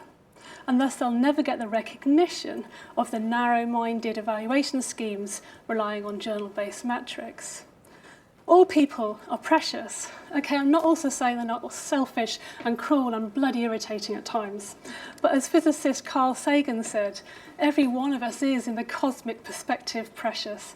If a human disagrees with you, let him live. In 100 billion galaxies, you will never find another. Our best mind should be nurtured and supported and not unfairly measured and ranked. In an effort to protect our precious people, I think we need to make sure that when we're doing research evaluation, we get the granularity right. Indeed, when research evaluation goes wrong, it's often because we're measuring at the wrong level of aggregation. The classic case is the use of the journal impact factors to measure individual authors or individual articles, something they weren't designed to do. But it's not just journal impact factors. We're running more and more research evaluation at the level of the individual and setting targets at the level of the individual, forgetting that in all STEM disciplines and increasingly in arts and humanities and social sciences, research is done in teams. It takes a team to win a research grant, to do the research, to write the papers, to generate impact. So I'd ask, where is the logic in extrapolating the data at the level of the individual? And I'd ask, where is the benefit? In terms of grant income, this can lead to individualism, and competition, behaviours which are actually counterproductive when it comes to winning grants. In terms of papers and citations, we have to think about how fair and meaningful this is, especially in a world of increasingly hyper-authored papers. If I'm one of 1,500 authors on a paper, shall I get the same credit for that paper as a single author? because in the current citation counting tools I do. So then we start introducing mechanisms such as the credit taxonomy, which allows you to kind of associate different parts of the credit for a paper to different individuals. And I'm not sure if you've ever tried this, but I have. It's awkward, actually. It's quite awkward to have those conversations. I'm not saying it's a bad thing, certainly in terms of early career researchers getting appropriate credit. But I'm not always sure it leads to good team relations, but I appreciate your views on that later. However, if we measured success at the level of the team or the paper, this problem would go away. And at the other end of the spectrum, of course, with national research assessment exercises like REF, we're seeing evaluation at the level of whole departments and schools, again ignoring this important point that research is done by smaller units, by teams. Is it fair for a high-performing research group in a less well-performing school to fail to be rewarded for its efforts as a result of bundling? And it seems to me that getting your granularity right is critical to making research assessment fair and meaningful. I think another way we can protect our people is to promote on potential. All research assessments, whether they're metrics or they're peer-reviewed, are essentially backward-looking. They're based on past performance. We assume that because someone or something has performed in the past, it will do so again in the future. But that is an assumption. And it's an assumption that serves the long-standing academic far better than the early career researcher. If you think about the world of undergraduate recruitment, such assumptions serve the wealthy student who's had a good past than students from poorer backgrounds who've had a rocky start. However, recent research at the University of York showed that students from disadvantaged backgrounds with lower grades, poor past performance, did just as well at medical school as those with wealthy backgrounds and higher grades. Which leads us to ask, what if we all appointed based on potential?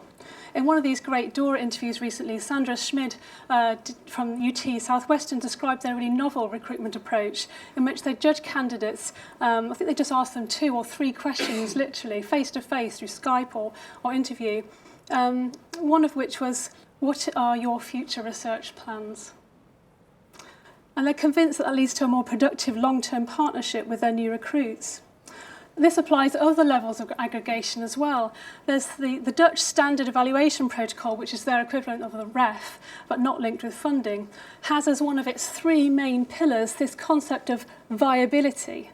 So research groups, not universities, not schools, research groups are assessed on research quality, societal relevance, and viability, their future research plans. How great is that? Now imagine how the playing field would be levelled if our academic investments were based on evidence of potential rather than solely evidence of a past. And I suppose this is a good example of my next point, which is to measure what matters. I'm not naive enough to believe that we can do away with all forms of measurement, and nor should we. And of course, we need to be accountable for the research pounds that we're spending. We also need to ensure our decision-making processes are transparent and fair. And this usually demands some objective measure to counter unconscious bias. But all too often, we value what we can easily measure rather than measuring what we actually value. This is called the streetlight effect, illustrated by this lovely cartoon here. Where did you lose your wallet? In the park. So why are you looking here? Well, this is where the streetlight is. You know, we look for answers amongst bibliometric data because this is the streetlight that we have, rather than articulating what we value and evaluating accordingly. Because I'm not always sure we really know what we value. And too often we outsource our values to funders and rankers. And how many institutions have a KPI around getting into the top 100, 50, 10 of Ranking X without any real understanding of what Ranking X actually measures? How many institutions have an open access policy which is the exact replica of the Research England REF open access policy, without giving any thought to the standards of openness they themselves might want to achieve? It's a source of frustration to me that we outsource our values rather than doing the hard work within the academy of really understanding the preconditions and qualities and environment required to do boundary-breaking research and move the world forward. Once we know our values, we can decide best how to evaluate them, but not until then. Having said we need to measure what matters and at the appropriate level of granularity, I guess I'd really like to see those measurements, and I include all forms of measurement here, peer review, references and prizes, contributing to a recognition culture rather than an evaluation culture. I'm convinced that scholarship and therefore society would be best served by moving away from a hyper-competitive environment fueled by comparative evaluation. Comparisons are the beginning of many mental health problems, as this chapter from Matt Haig's book, Notes on a Nervous Planet, explains so well. How to be happy, do not compare yourself, do not compare yourself. You know, I'd like to see us move towards an environment where, yes, all players have to meet a certain threshold, educational level, ability to teach, write, research, but beyond that, recognises that we all have different strengths that should be celebrated. It might be inspiring undergraduates, public engagement, enterprise, entrepreneurship. I could go on. And of course, when we have a wider range of things that we want to recognise, we need to recognise them all equally and not pay lip service to holistic evaluation and secretly only value pounds and publications. One of the best ways we can move towards recognition and away from evaluation is to abolish the rankings and create profiles. Trying to rank individual academics, research groups, or institutions is like trying to rank the fruit in your fruit bowl or your own children. You know, you cannot rank multi-dimensional entities on a single scale labelled top or best. And yet this is what we do, particularly with world university rankings. And I've said before, any research proposal that you submitted to any half self-respecting funder that sought to identify the top universities would be rejected for a badly formed research question. Top at what? And of course, once we put numbers on people, groups or universities, we can't help ourselves but to line them all up in size order. Profiles would give us a much richer picture of strengths and weaknesses, and we all have both, people, to help us make better informed decisions based on the issue at hand. And my final hashtag tries to get to the heart of what research evaluation is actually for. We have to ask ourselves, what are the point of research evaluation if it doesn't actually leave us with a better research system than the one we started with? And it's interesting to note that one of the stated objectives for REF 2021 is to create a strong performance incentive for HEIs and individual researchers, i.e. the very existence of the REF is supposed to improve the performance of universities, and not only universities, but individual academics as well. Now, you'll all know from teaching undergraduates that grading their work 2-1, 2-2, i.e. summative evaluation, doesn't actually help them learn, although it might motivate them to improve. What helps us learn is formative evaluation, good old-fashioned feedback. And yet it strikes me that very little research evaluation, certainly of the quantitative type, actually does that. And it particularly upsets me that the UK spent £250 million on the 2014 REF. And for that, each institution got spreadsheets full of numbers and about 6 lines of written feedback per unit of assessment. This feels like a huge wasted opportunity to me. By contrast, the Dutch standard evaluation protocol, here I wax lyrical about this quite a bit, is much more formative a process. Each research group is provided with some written feedback from national and international experts. How many of the latter do we have on our REF panels?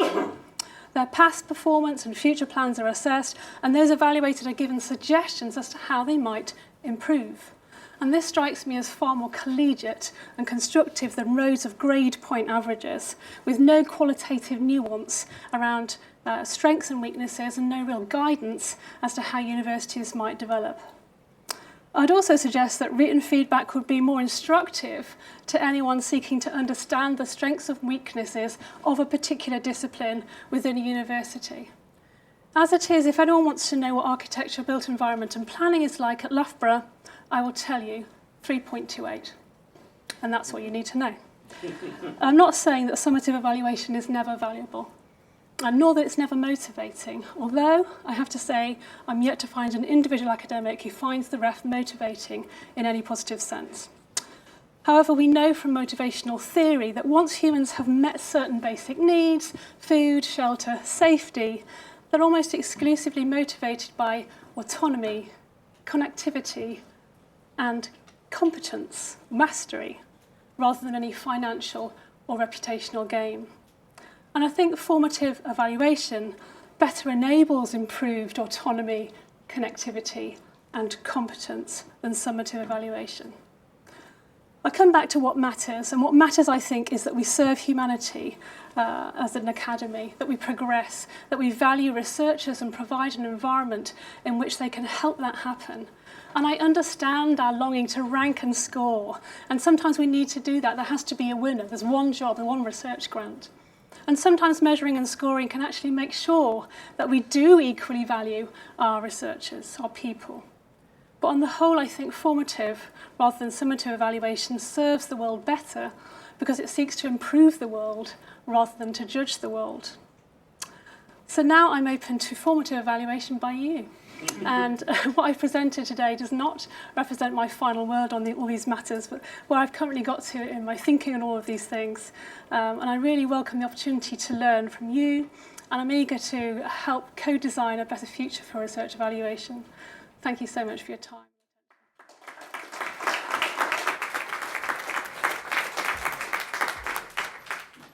Thank you, Lizzie. My formative assessment is that that was absolutely superb. We still have some time for questions. I realise I lost control of my roving mic at the end of the last session. I don't know where it went to. We have one here. Where did the other one go here? Right, questions. Here we have here. Where's the other mic? I think the colleagues got both of them. I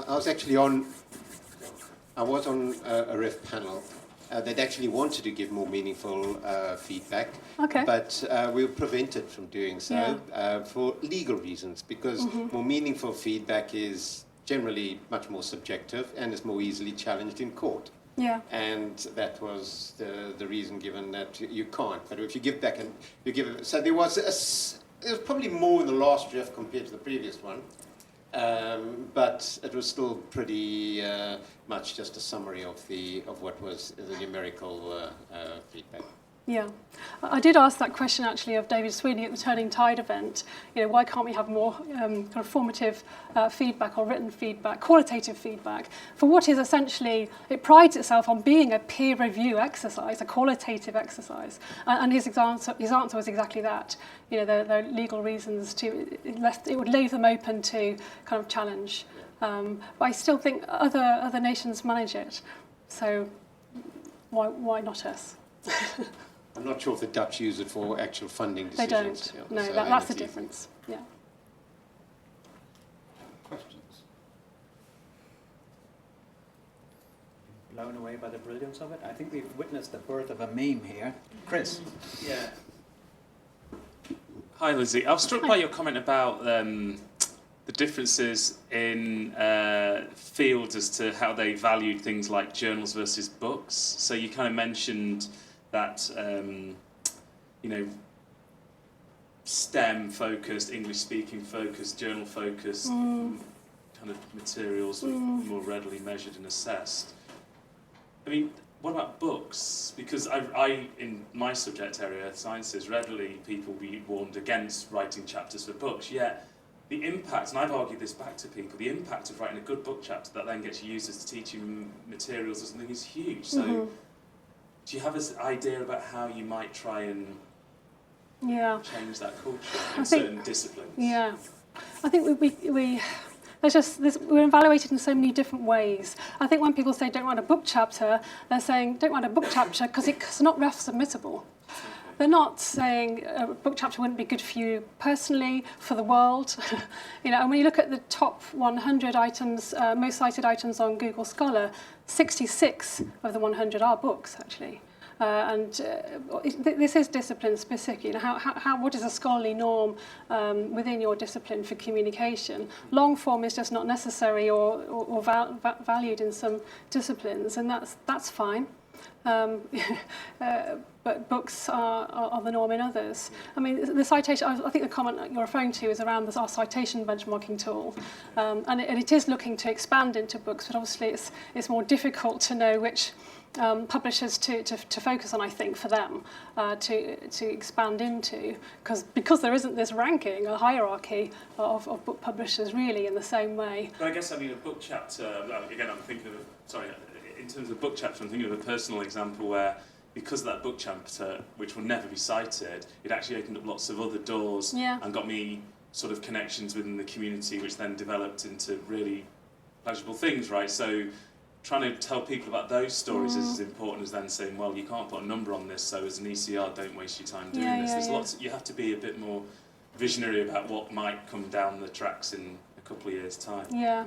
I've heard academics talking about the importance of portfolios of different types of output. You know, so not just solely thinking about journal articles, because these are the only things that counted in these citation tools. And I think that's helpful. Yeah. Thank you.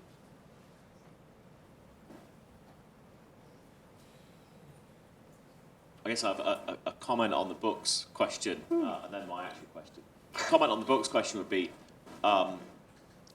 you know, in lots of fields, you see fewer people trying to write that seminal textbook that is for advanced undergraduates, even first-year undergraduates, because you'd be crazy. It's a complete waste of your time as a researcher. But what you see then is that we're not doing the dissemination of research into the everyday practice. You know, some people would say you haven't disseminated it until the world knows about it, not just the research literature. And so we're not updating the undergraduate education because we no longer care about books, because you'd have to be crazy because it takes 3 years of effort. So there is a problem actually with the whole move online and the whole move to the quantum of assessment and of what we care about being exclusively articles.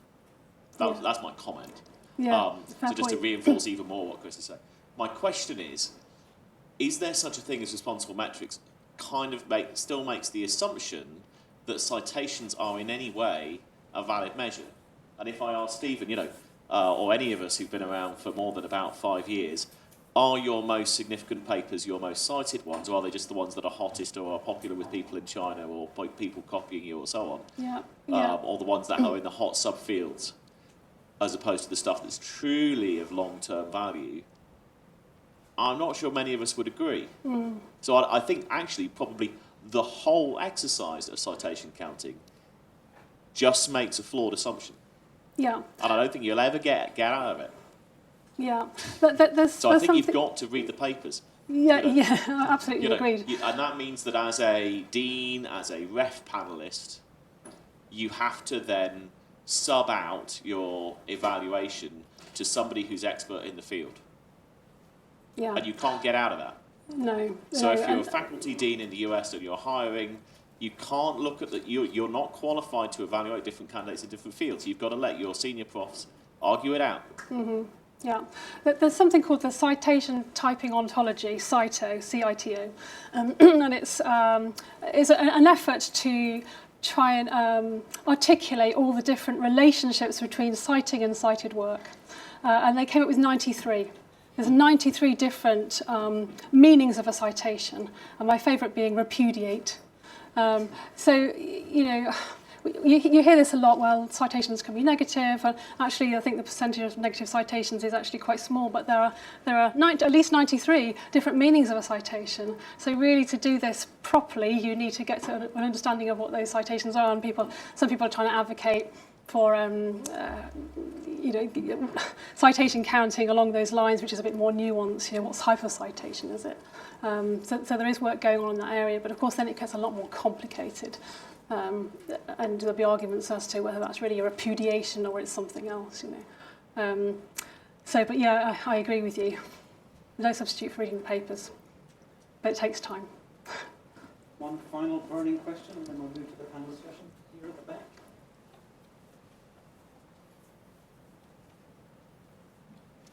Hello, thanks for that. Do you think the open peer review movement advances or hinders your 7 hashtags? I think there's a lot of positives to open peer review, but one of the downsides often cited is people don't feel comfortable being analysed in public. I can't hear you very well. I don't know Oh, whether it's... sorry. Sorry. I'll thrash out. I said the open peer review that's better. movement. Yeah, yeah.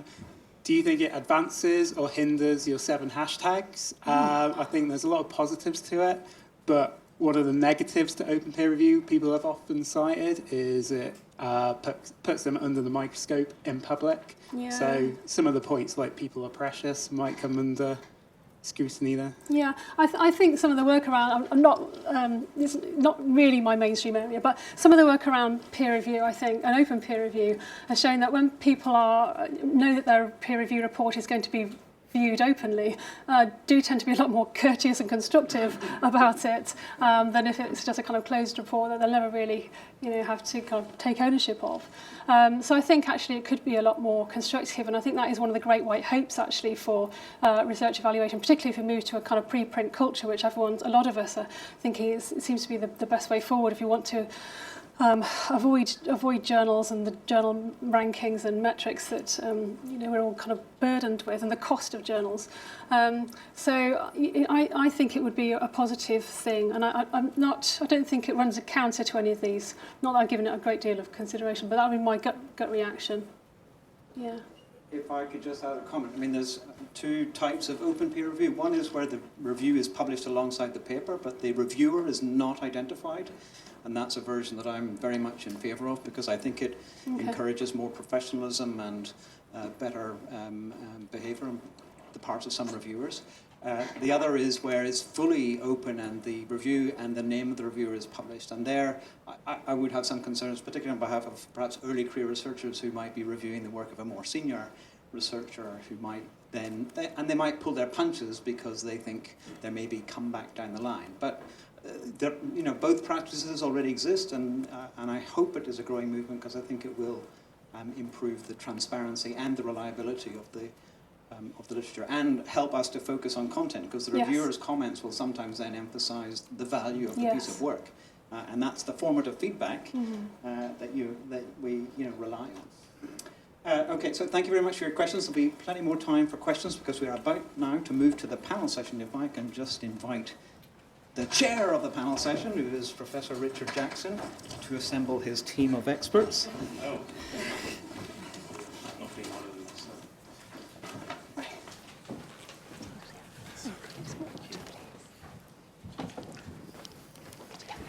So I will hand the floor to, now if you sit in the extreme left, that's you. I'm going to hand the floor to Chris, who will give each of the panelists an opportunity to introduce themselves. Chris has some opening questions, but then we are going to throw the floor open to everybody here and through Ben Britton, hopefully, to anyone who's following online on social media and wants to contribute to the conversation. Okay, thank you. Okay, am I on now? Yeah, okay, great. Yes, I'm Chris Jackson. I work in Earth Science and Engineering, so just across the way. I'd like to thank Stephen for kind of involving me in the organisation of this workshop, but also more generally in the last 2 years in firing my interest in responsible metrics, metrics use in general, and just a whole host of things which I strongly believe will make academia a better place to be in. A place somebody would want to stay in, and also a place that you'd want to try and tell people to come and be in as well, to attract people. So I thank him for that.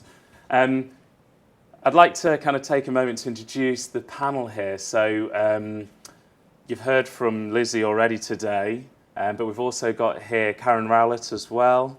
We have John Tregoning as well, who's sitting near to me, and Matthias Bjormalm. Did I pronounce that right? Yes. In the middle there.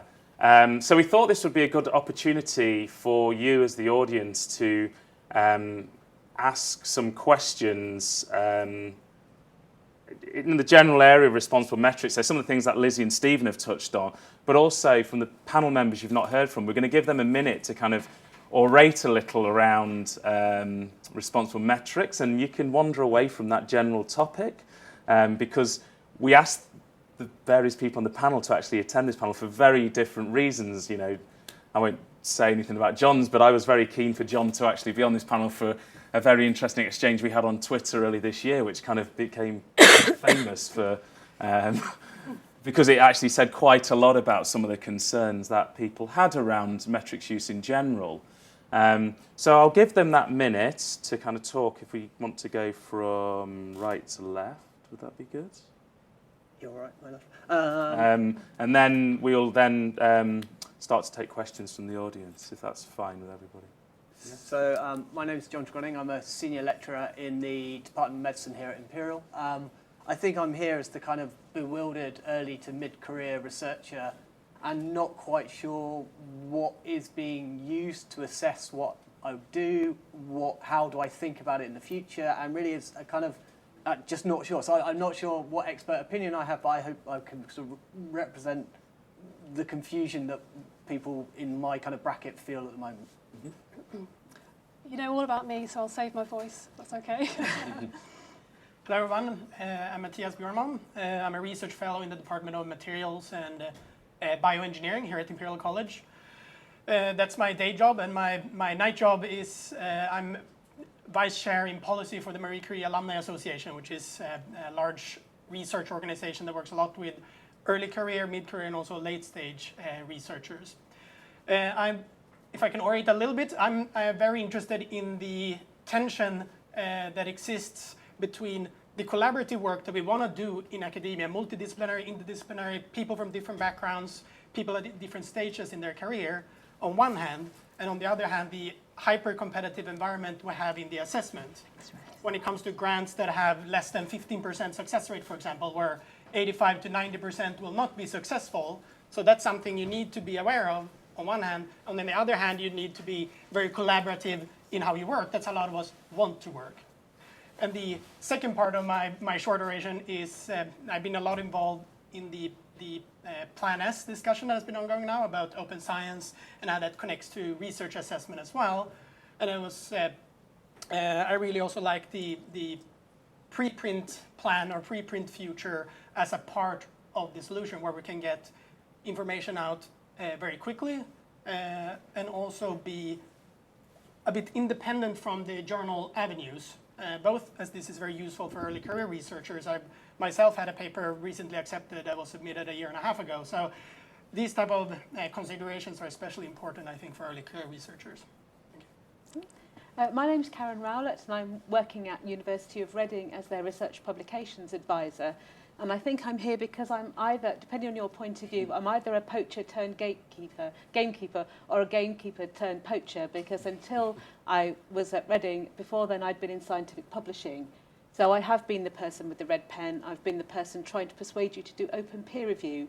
I've worked for society journals and also for F1000 Research, which is kind of taken off recently with being used as a platform for lots of other organisations like Wellcome and also for the Gates Foundation. So I have perhaps a slightly different perspective because I've also been not necessarily chasing the impact factor but interested in the impact factor, and now I'm advising Reading's researchers on which journals they might want to publish in, how we can fund open access for them, and also how their metrics are looking. Brilliant, thank you very much. I would like to open the floor to questions. So I have some as well, but you know, not here for me. This is your opportunity to ask Dave. Just wait for the microphone, please, and I'll stand over here so I can get a better view. This is an actual question as opposed to my previous one, or in the conference. I have a comment. Do you think Plan S will successfully crack open the big publishers, Springer Nature, Elsevier particularly, to an open model? And how far are we going to have to push the sort of crisis negotiation to make that happen? Okay, maybe I'll direct that question to Karen. You've been involved, well, Karen maybe first, given I guess you've been talking to some of your researchers, and then Mattias, because you have just said that you were involved in, you know, some discussions leading up to it. So maybe, Karen, if you'd like to say what your view is, how the publishers are trembling in their boots. Well, I wonder if they are trembling in their boots, and they've certainly done very well out of RC UK funding for hybrid publications. I mean, having been controlling Reading's OA budget, you know, it's quite alarming the amount of money that has gone to fund hybrid publications. We don't do that anymore. We've gone for a fully open access funding only now. It'll be interesting to see whether they just proliferate the open access journals, new open access journals, rather than flipping existing journals. I think there must be coming a point where some of the journals just need to be flipped to open access. There's still some negative connotations, I think, with researchers in submitting to open research, access journals. I still get that as a kind of vibe when I'm trying to advise people where to publish. Trying to get people to put stuff in repositories to make the green open access is still a struggle for some things. But I think publishers will have to react quite quickly to this. Again, it depends on the publisher and which journals they are. If they are working in an area where they are reliant on researchers with lots of funding, there are lots of journals where it's research that isn't funded by research councils. But I mean, just to, before Matthias jumps in, I mean, something like Nature Comms, Nature Scientific Reports, which is full and has a big APC, nobody bats an eyelid about whether that's like legit, right? But they do if there's a new one on the block, even though it may have a strong editorial board, because we've seen that in my field. There's some newly arising journals with strong editorial boards and good editorial practice, but still there's a hesitancy that it's, you know, one of those spam emails sort of related journals. So when I was first working at F1000 Research, I mean, because it had this completely unusual model where you publish first and then get peer reviewed afterwards. We were really committed to having very strong editorial values, and actually when we sent some papers back, we had people saying, well, I didn't expect this quality of peer review from this journal, you know, because, or editorial, you know, peer review and also editorial, you know, standards, because they thought it was going to be an easy ride. And I think this is the problem, that people think open access isn't quality. And I think, you know, having worked also for a subscription journal, I mean, some of the peer reviews and some of the papers we published really weren't very good. You know, if we had really rude peer review and really quite poor quality papers, but because it was a subscription journal, that was fine. You know, we had our impact factor. So I think people conflate open access with poor quality, and I don't think you can do that. You have to look further than the brand of the journal. that might be a challenge for Plan S, well, one of the complexities around the Plan S implementation. Yeah. Matthias, would you like to say a bit about what your view has been from being involved? Yes, so to start with a lot of the conversation around Plan S, which has somewhat has been led by some of the publishing houses, have been using terminology such as radical change or crack things open, is what we heard here, others saying that this will break science. I think that's very unhelpful way to think about these things. We should be aware that there are big organizations like the Gates Foundation, which have $40–50 billion in their pocket, and they have had a very strong open access policy in effect since 1st of January 2015, I think. So that didn't break researchers there. It didn't. The sky didn't fall in. I think that's an important starting point to have, that there is a lot of quite mature policies and guidelines already in place for these type of efforts. A second point I'd like to raise is that this conversation often gets quickly into the territory of APCs. What is a relevant APC? How high should they be? How low should they be? But it's important to remember that open access is not equal to article processing charges. The terminology for many in the room are probably open access advocates or nerds, including myself to some extent, and like to talk in terms of green open access, gold open access, diamond open access, platinum open access, but it confuses a lot of people. In general, it just means that there are models where author pays, there are models where the reader pays, which is a subscription model, there are models where an external party pays, which could be the Wellcome Open Research model, the Gates Open Research model, the one that the EU is now looking into as well, and on top of that you have preprint models and similar things. So open access does not have to equal APCs. That's something I'd like to highlight. No, that's been a lot of the Twitter patter has been around the APCs in the wake of the Plan S revelation. Yes. Thanks. Maybe along the same lines as the previous question, but maybe a bit more extreme. my impression is that we're not talking enough about the role of the journals in all of this. And for a long time, I thought open access is going to be what's really going to make a difference. But I think the opposite is happening. If we take Scientific Reports as an example, it's now the biggest journal in the world, as far as I'm aware. Springer makes a massive amount of money with us, and they don't do that because they agree with our ethics, why we want to have open access. They do it because they make money with it. So that's not really helping at all. And I think I want to ask the question really whether we need to reassess the relevance of having something like a journal in the first place. Because, I mean, you said before, we provided good peer review as a journal. No, journals don't provide any peer review. We provide peer review as an academic community. So why do I need really the journals? And I think there are examples in the scientific fields that do it differently. For example, in theoretical physics, many people spend a day in the morning, they go on the archive, they see the relevant publications, they publish with author lists that are alphabetical, and that's how they do their day-to-day scientific life. And I think in modern day, where we can use the internet to structure, to search, to individualize search terms, why do we still need something like journals anyway in the first place? Ooh. Wants to catch that hot potato Matisse straight in there. This conversation. So to start with, I am a strong proponent that we should be using native internet technologies in the publishing system and how we disseminate research. 100% yes. And primary research output should also be available to the public who has funded it. Also, yes.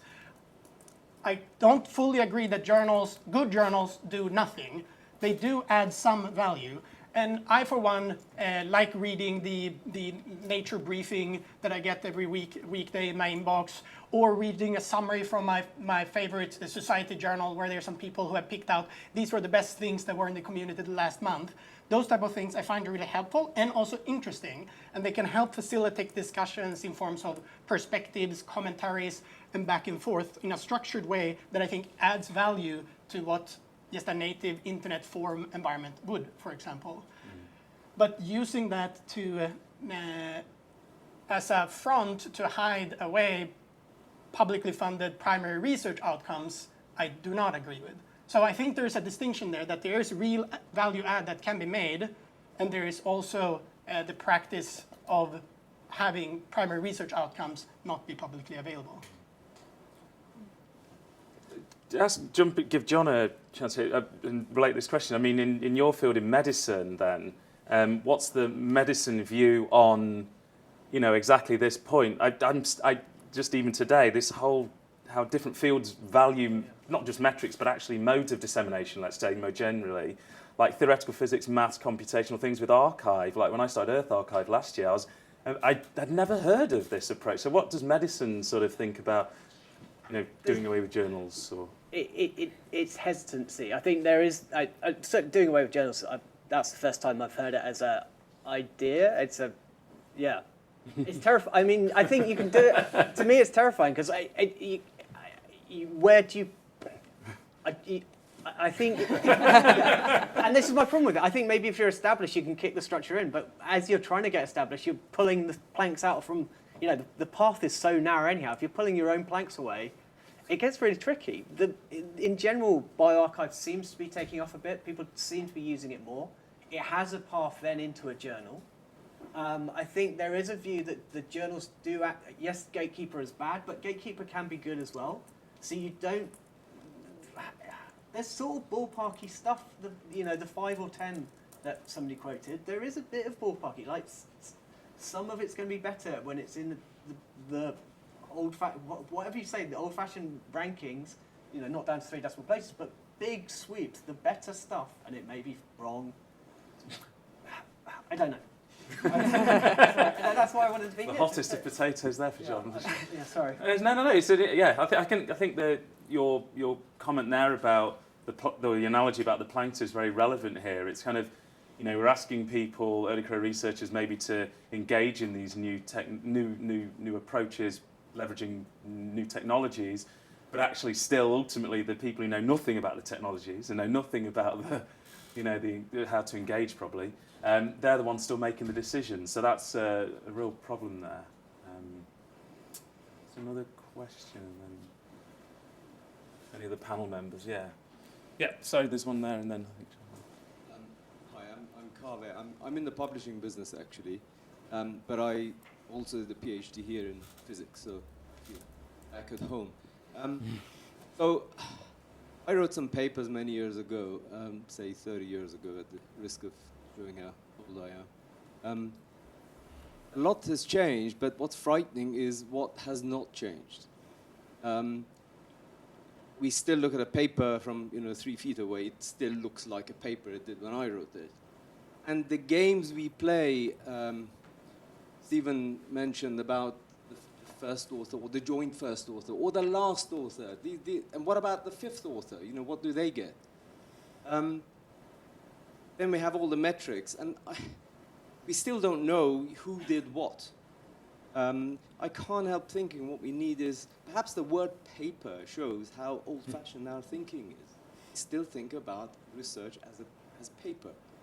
We talk about the new, the internet, new technologies. Perhaps we need something radical, something like Stack Exchange or Stack Overflow the programmers use, where you put an idea out and your peers rate you immediately, up or down, as a kind of direct peer review. That's what I'm thinking. That's what I'm working on. And also, research gets published much, much faster than a year after you discovered something. Sorry to. Now, Lizzie, do you have a view on, I guess you've witnessed some changes or not, because you've been in a position where you've had oversight of academic conduct and ways of and some technological developments. I mean, do you feel we've come far enough, fast enough, or?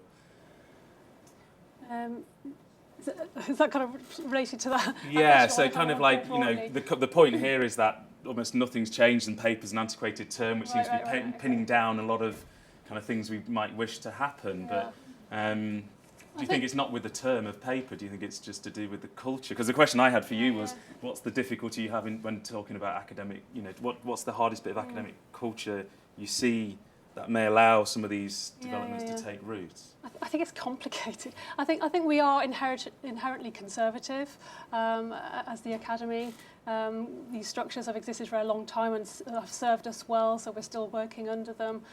So it's hard to break free of that, and obviously those who are doing the funding, making the decisions, senior managers at institutions are still operating on what worked for them 30 years ago when they started out. We know that, but I think that the tide is turning, and I think the existence of Plan S is a positive thing, and I think the most successful initiatives are the ones that are actually bottom up there. I mean, Archive is a classic example of that, where scholars have decided we're doing it this way, or REPEC, in terms of economists, we're going to do it this way. And I think what concerns me, I suppose, about academia is that it's become a little bit, we're being assessed like this, and moaning about it rather than actually saying, I'm going to take control over this, and we're going to communicate like this, aren't we? We are the scholarly community.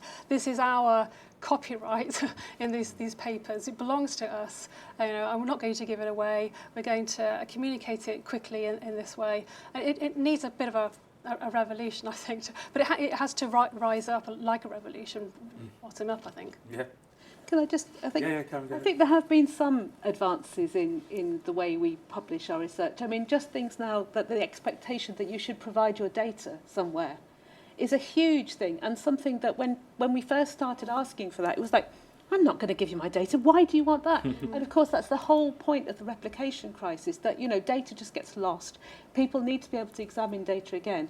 Things like having your software code available for other people to examine and reuse. Some of those things, 10, 15 years ago would have just been unheard of as part of publication. Things like open peer review, making sure that reviewers are recognised for the contributions they are making to peer review. It's not, it's a very significant part of being a professional researcher. So I think there are some things that are happening. I mean, when I was at F1000 Research, they were pioneering things like interactive figures, being able to repurpose the data kind of on the fly. So I think there are things that are coming up. I agree, we still refer to them as papers, which is perhaps a bit of an archaic terminology. But I think the internet is enabling other things, just, easy linking of references, giving DOIs to figures, improving the granularity, I think is a really good moves. Yeah, Matthias. Could just add a little bit to that, where a personal experience is I was in a little workshop where the question was asked basically that imagine that today there's no publishing industry, there's no way to disseminate research knowledge. How should we build it? And we workshop a little bit around this, and no one came up with exactly what we're doing today. Everybody had basically different ideas based on how we think about knowledge and how we share knowledge in non-academic settings. And talking about some of the concepts that we raised there with friends and colleagues outside of this workshop, I often got the response that that's crazy, and people shaking their head a bit. And at the same time, I have a fond memory when during my PhD, when I went to my supervisor with a new exciting idea I come up with, and I explained it to him, and the response from him was, that's crazy, let's do it. Right? So this conservative thinking, that in our day-to-day research, we're non-conservative like to 100%. We want to try something no one else has done before. We want to be at the edge of what everybody is doing. And when it comes to sharing knowledge, it's like, can we do what they did 30 years ago? That would be better. I've actually got a T-shirt with that on it, by the way. Literally saying, like, I'm amazed at the disconnect between how bold and how brave and how reckless we sometimes are with our research, and yet that, like, the last point is like, oh, actually, but we all need to do this. It's kind of remarkable because the opportunities to fail actually when conducting the research are massive oftentimes. But that often doesn't, okay, it might get stuck at the funder level because the panel says, okay, that is too risky. But we, in our hearts, I think we just want to be bold and brave, but to a point, I think. Any more questions? I have some, but yeah, let's keep going. Open Access Manager at Imperial, so I'm totally biased. I had a couple of questions. Maybe we should just be, back to the original question, mapping the future of research assessment. Maybe we should just be putting, the money where our mouth is, because if you look at what happened at UCL a couple of years ago, they repatriated their press back in-house. So they'd farmed it out to some commercial company and weren't making any money for them. Repatriated it, and now they're one of the most successful open access publishers going. They do open access journals, lots of books. The books get loads of downloads, but actually that's increased the amount of book sales as a result of it, because people get a downloaded copy for free and they go off and buy the physical copy as well. There's some really good models out there. I don't know why Imperial, that's just a question, why don't Imperial repatriate back their own press and start doing some open access journals and interesting peer review, open peer review. And it also goes into another sort of question about openness as a metric. Maybe we should be leading on this. Maybe we should have a metric on our web pages, our PWPs, that says this is the percentage of my work is open access. All of my data is on the left. This is all in Zenodo, or it's in Figshare, or it's somewhere else. I've published 30 papers in the last 2 years. All of them are open access. And I only do peer review which is for open peer review. Yeah. We should be giving credit to people on that kind of level of openness, and it shouldn't be seen as way out there. It should be seen as a good thing to do, as a positive thing to do for the academy at large.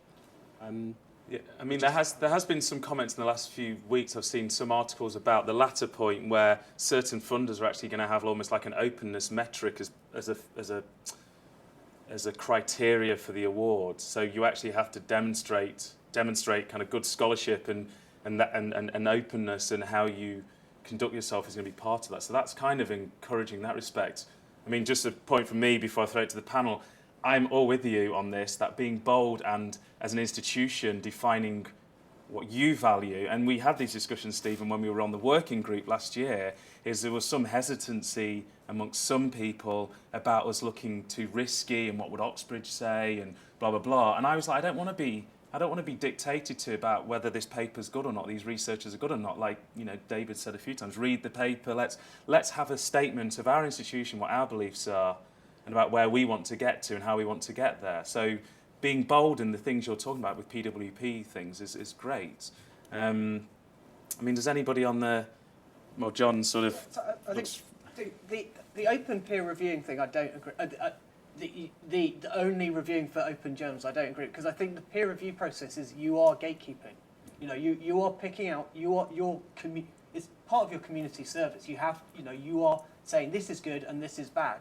And if you say, I'm not going to say that for 70% of the journals, then they don't get the benefit of what you've learned to be able to say this is good, this is bad. So actually the quality control of their output is being damaged, because they'll then start picking people who know less or less experience, and that's a concerning thing. I think that having an Imperial Open like the Welcome Open or something, that model, that is a really good idea. I think that to go onto that platform, you just say, it just gets it out there. You say, this is good, it has the stamp because it's got Imperial, and it gets your stuff out there in a really easy way. And that seems to be an achievable thing to do with the F1000 platform, because they've done it for NC3Rs, they've done it for Welcome, they've done it for Gates.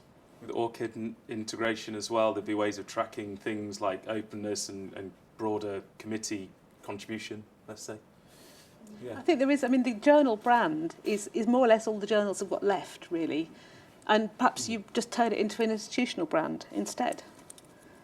I mean, there are certain things in the publishing infrastructure. I mean, publishers do something for their money, having been in there. You know, things like making sure that there's clocks and locks and, you know, archiving, COPE, membership of COPE, the ethics responsible publishing. There are a lot of things that publishers do, but there isn't any reason why you couldn't have your brand. It's just that Imperial is in a very privileged position of being a very, you know, world leader. There are other institutions that might not have the privilege or the funding or the infrastructure to be able to do that.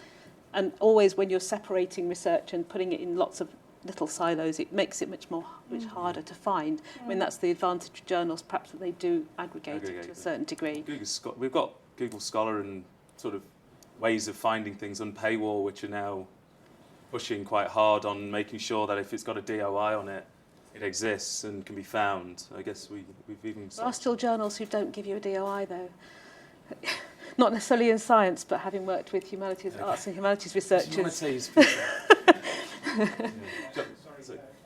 just a comment. I don't agree entirely with John on you shouldn't make judgments about where you're going to review. I think actually that is one of the levers that researchers have in order to change the ecosystem and to put pressure on things. I certainly do, in my own practice, I favour reviewing for open access venues because I want to promote open access venues. I've signed the Elsevier boycott, so I don't review for Elsevier journals. You can judge me for that if you like. That I'm not necessarily terribly consistent, but I do think it's, you know, it is about the community taking responsibility and actually being actors in this space, and, you know, having that arguments and, you know, pointing it out to editors when you get requests and giving the reasons why, and that's, you know, it's an opportunity to start the conversation. I mean, each person find your own point of equilibrium in that space, but I think it's something that all researchers should consider.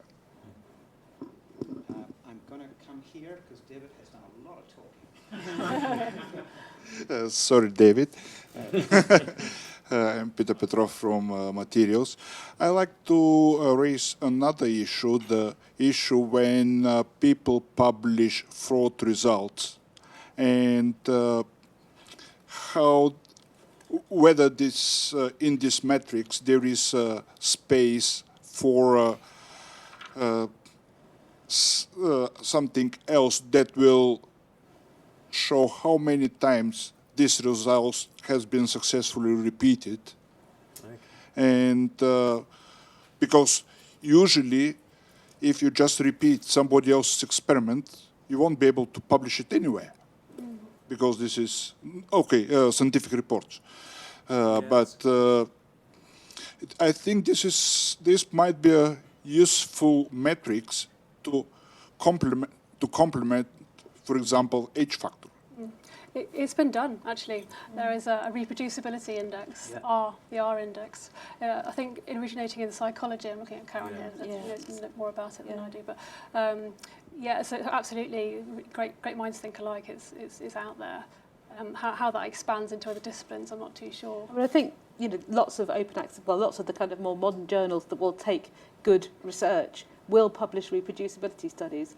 And of course, it's a really crucial thing, because there's no point, you know, in something being out there if it's not reproducible. And there have been, you know, significant retractions because of some of these high-profile things. And I remember going over to America and talking to a researcher there, and she was saying there is a paper out there that everyone knows in my discipline is wrong, but it's never been challenged. We all know it's wrong, but it still gets cited and people still use it. And you don't want to have that kind of environment where we know that there are these stupid papers out there. And, you know, well, as we were looking at the kind of negative results as well, you don't want a PhD student to spend 3 years finding out that something doesn't work when we knew it 5 years ago.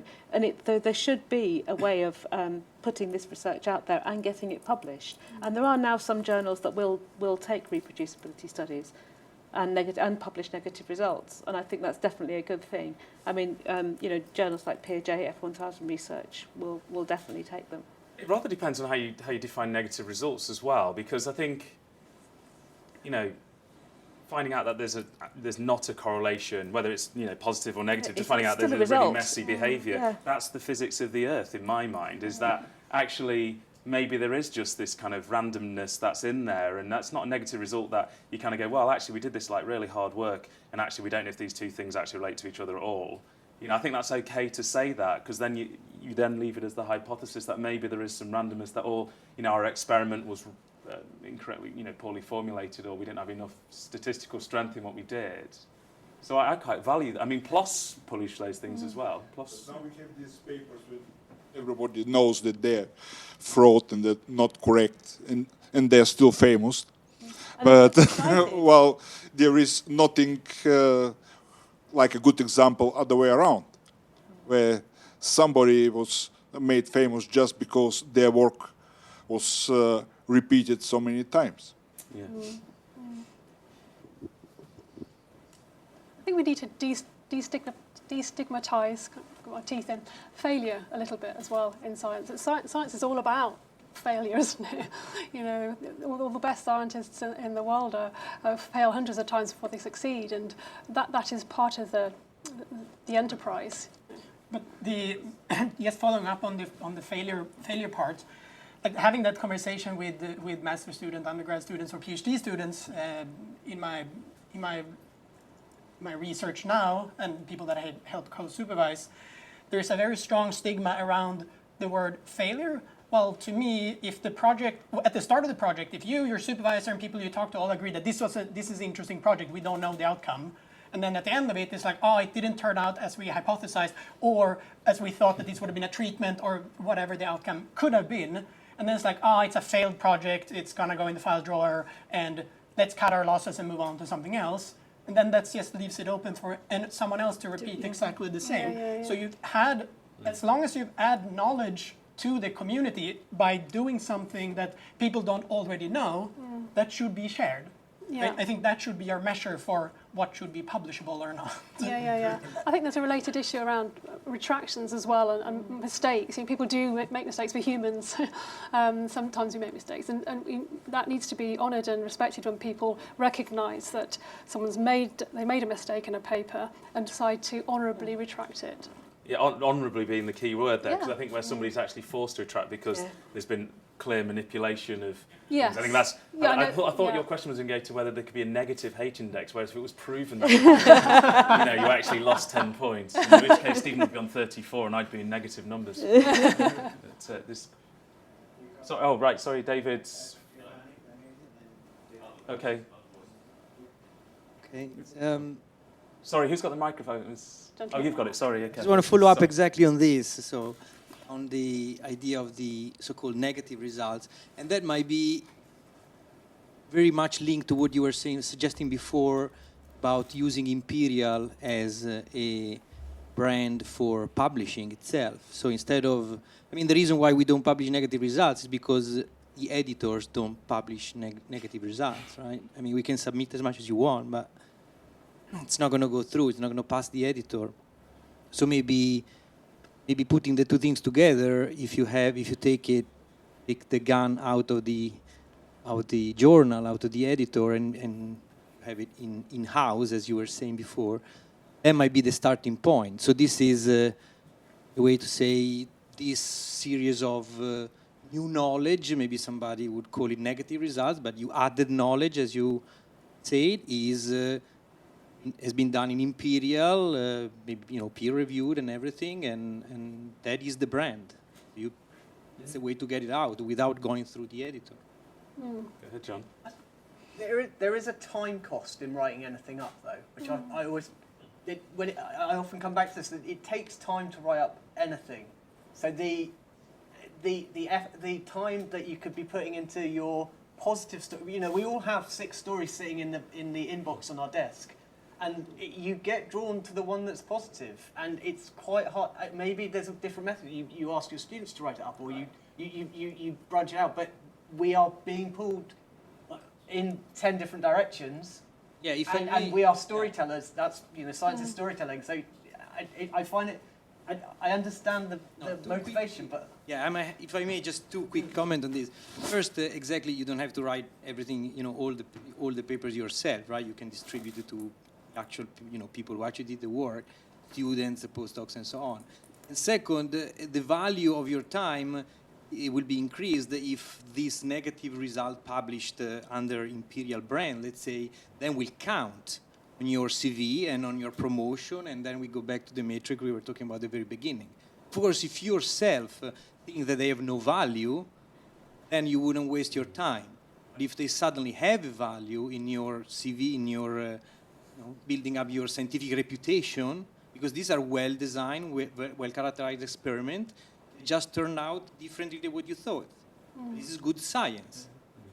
They don't have to be written up in exactly the same way, I suppose, as a journal article. They don't have to be 6,000 words. They could be a much more shorter kind of expression of, you know, what you did, what the results were, you know, and so at least it's out there in some form. There are data papers where you can just publish data as well. Maybe even through archives as well. I mean, you hear all these inspiring stories largely from archive and bioarchive, where there are these things where somebody's grouped together this like project or some outcomes from it, and then, you know, 10 people around the world have been dying for that data to be out there, because then they can sort of start to build a collaboration with the people who've put out an idea. So it's, I find these stories really inspiring, really. And this question, there was one, but there was somebody. So I'm going to come back to the idea about do we flip hybrid journals or do we go entirely to open access journals? So that I guess the issue I want to push on is there are subfields that Elsevier largely own, one of which is mine, and you have the fire hose problem and the curation problem. That is, traditional journals curate a field. There's too many papers to read, so you have your preferred journals. And say Imperial has a repository, we do everything on Imperial. That means the research at the University of Poppleton, I'm probably never going to read because there's too many universities in the world. So, and the same is true actually for SciRep. I'm not going to go and look through SciRep unless somebody points me at a paper. So the question is, how do we get over the curation issue that is the service that journals provide? Matthias has got... So, I'm not sure which field you're in, but in my field, when I started many years ago doing research, I started signing up to table of contents alerts. And a few weeks or few months in, I had table of content alerts a few times per day. And a few weeks later, they were basically buzzing in my pocket all the time. So there are fields where there's journals don't really provide, it's not that this journal contains the things that I need to know. There are so many different journals. So already today, I rely on keyword search, key people in the field I know working on similar-ish things.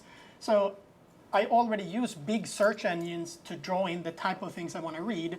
I don't really rely on journals to do the curation for me. That may be different for other fields, but in material science and the bioengineering interface that I'm at, it's definitely, I think it's been many years since people relied on a journal to do the curation for them. Absolutely. Actually, I'd like to follow up on that, if you like, as well, just to, I guess, think about things like what can be done, if you like, to support researchers and their supporters as well, to be able to actually enact these sort of actions and updates and new ways of working. I mean, there are infrastructures, and there's things like having an ORCID, there's using DOIs in a lot of fields, but not all fields. And I actually had a quite nice thing happen to me earlier this week where I was doing a presentation. I uploaded it to Zenodo before the day before the presentation, and then on the next morning I had a note from ORCID saying that my record had been updated. I had a look in my ORCID record. There was the presentation, and I went into that and realised it had already been downloaded and it had also already been blogged about. and the presentation still hadn't happened. so that was, that was like a nice idea about the impact, and it also, saved me. I did a bit of extra work, but then all these other things happened automatically. And I think as those things become more, better known, become better populated, things like metadata. Hopefully, and researcher-driven startups, which where people actually think about, well, what's the problem? How do the people in my field need to get their information? Is it around building a tool so that the people can just literally choose exactly what they need, and then maybe the journals will become something else, or will themselves become more curation tools rather than anything else. But I think it's this. Issue that at the moment people do have a huge amount on their plates with their day-to-day life in the world as it currently is, and if there's anything that can be taken away or made easier, so that they've got the headspace to actually address and understand how they can operate in this new world that we want them to look at, then that would be really great. So it's just this being a very technically savvy, research-rich, as you say, place where there's a lot of great minds. So I'd be really interested to know what Imperial might be able to contribute to that. I think it's certainly something we need to lead on. I'll say it publicly, because I've said it privately enough times. Okay. Hi. Does it work? Yeah. So this is just really a comment relevant to the reproducibility issues or the negative result publication as well. So I work for a research funding organisation for Cancer Research UK, so I see the things from another side. But I do work on research assessment, and one of my main projects is actually to evaluate how we assess research at Cancer Research UK. So we're thinking that actually the main thing for us is actually collaborate with researchers and with the publishing organizations, and also with the funders to actually come up with common solutions, because we don't want to create new assessment criteria that are not going to fit with what actually the researchers expect. For instance, one thing that is going to be very important for us is going to be reproducibility and negative results as well. And we would like to incorporate these in our criteria of evaluation as well. But obviously, we want to be sure that the researchers are enabled to work in that way. So as John mentioned, it takes a lot of effort and time to actually write up a paper that is just not what you expected in the first place. So I guess we have to recognize and we have to reward the efforts that is from the researchers. And I think altogether we can basically create a system that can probably improve the way we actually fund the best research. So I guess we need to talk more. Basically, that's what I'm trying to say. I think messaging coming out of the funders is just hugely inspirational. It's like when the funders actually start saying we value preprints, or we don't look at metric. I think at that point, your head of department or your head of faculty can be as corrupt as they want around these matters. But as soon as the funders start actually saying, this is our vision, and this is the vision, therefore, you're going to have to take to the people you're responsible for. I think it's one of the strongest things I've been exposed to in the last 2 years is when people like yourself have said, we're going to kind of get you all around the table because this is what we're going to be awarding hard, cash on. So just one more thing probably on this. Probably this is true, and this is very exciting. However, the first problems we encounter are during our own committee meetings and panel meetings when we assess the research that comes. So we do debriefing the chairs, we talk about DORA, we talk about our research assessment, we ask applicants to submit just 3 key achievements, and they have to say what the contribution of those key achievements are, and especially the contributions are not going to be based on publications, on journal publications. We ask them to submit any other kind of research outputs that can be a software or a database or a data set, or even just a change to policy with the guidance that they submitted as a grey paper. So we ask for that, and despite that, the reviewers and the committee members sometimes do talk about impact factor in the committee itself, and we have to step in and say, and what was the outcome of that paper. So there is a cultural change that is actually the trickiest part to overcome, I think. Yeah. Can I ask a question of you? As a funder, obviously one of the challenges that we have as in institutions is that, or individual academics also have, is that they've got to meet the criteria of many, many different funders and kind of external and internal bodies. And you mentioned there the need to kind of align your assessment criteria with other funders. How willing well, you seem to be quite clearly quite willing to do that. Are funders generally to do that? And how appropriate is it always to have aligned criteria?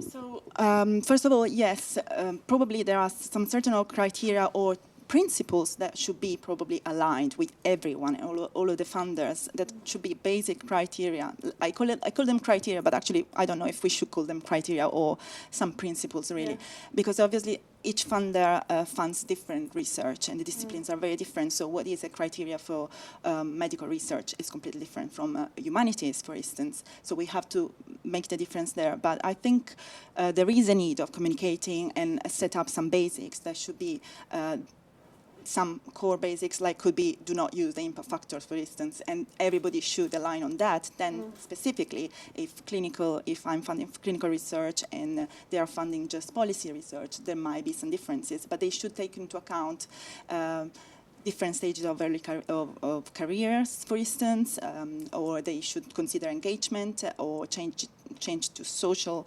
to society or to patient benefits, things that are not currently evaluated. We should start thinking about those things now. That's helpful. Just add a little bit to the, I want to challenge a little bit this thinking that it's a big time commitment to write up negative results. From my experience, the people and the places I worked around in the world, it's almost always that the research student, PhD student, master student, who has often been the one leading the work in the lab, that they're very keen to actually write it up, regardless of it didn't turn out super exciting as they hoped or everybody hoped in the beginning. The worry is a lot more that someone external, someone senior is going to tell them that, no, you can't. You have to cut your losses and start on a project that hopefully will give exciting results. So I think that to me is... John's breathing out heavily. It's a really tricky call. It's a really tricky... say you're 3 months in and it's gone nowhere, to push it for 2.5 more years and get a negative result, or say, this hypothesis hasn't worked out, let's try something else. I'd definitely lean towards trying something new, because, and maybe that's me thinking wrongly, but I think I'm thinking parallelly wrongly with a lot of people doing my job at the moment. I don't think I'm the only person who says this has gone wrong, let's kill it early. But just to respond to that, so you start at month 0, and then and everybody agrees this is super exciting. It's a good, rigorous research plan. 3 months in, the data you have then says that, it turns out it wasn't a great idea.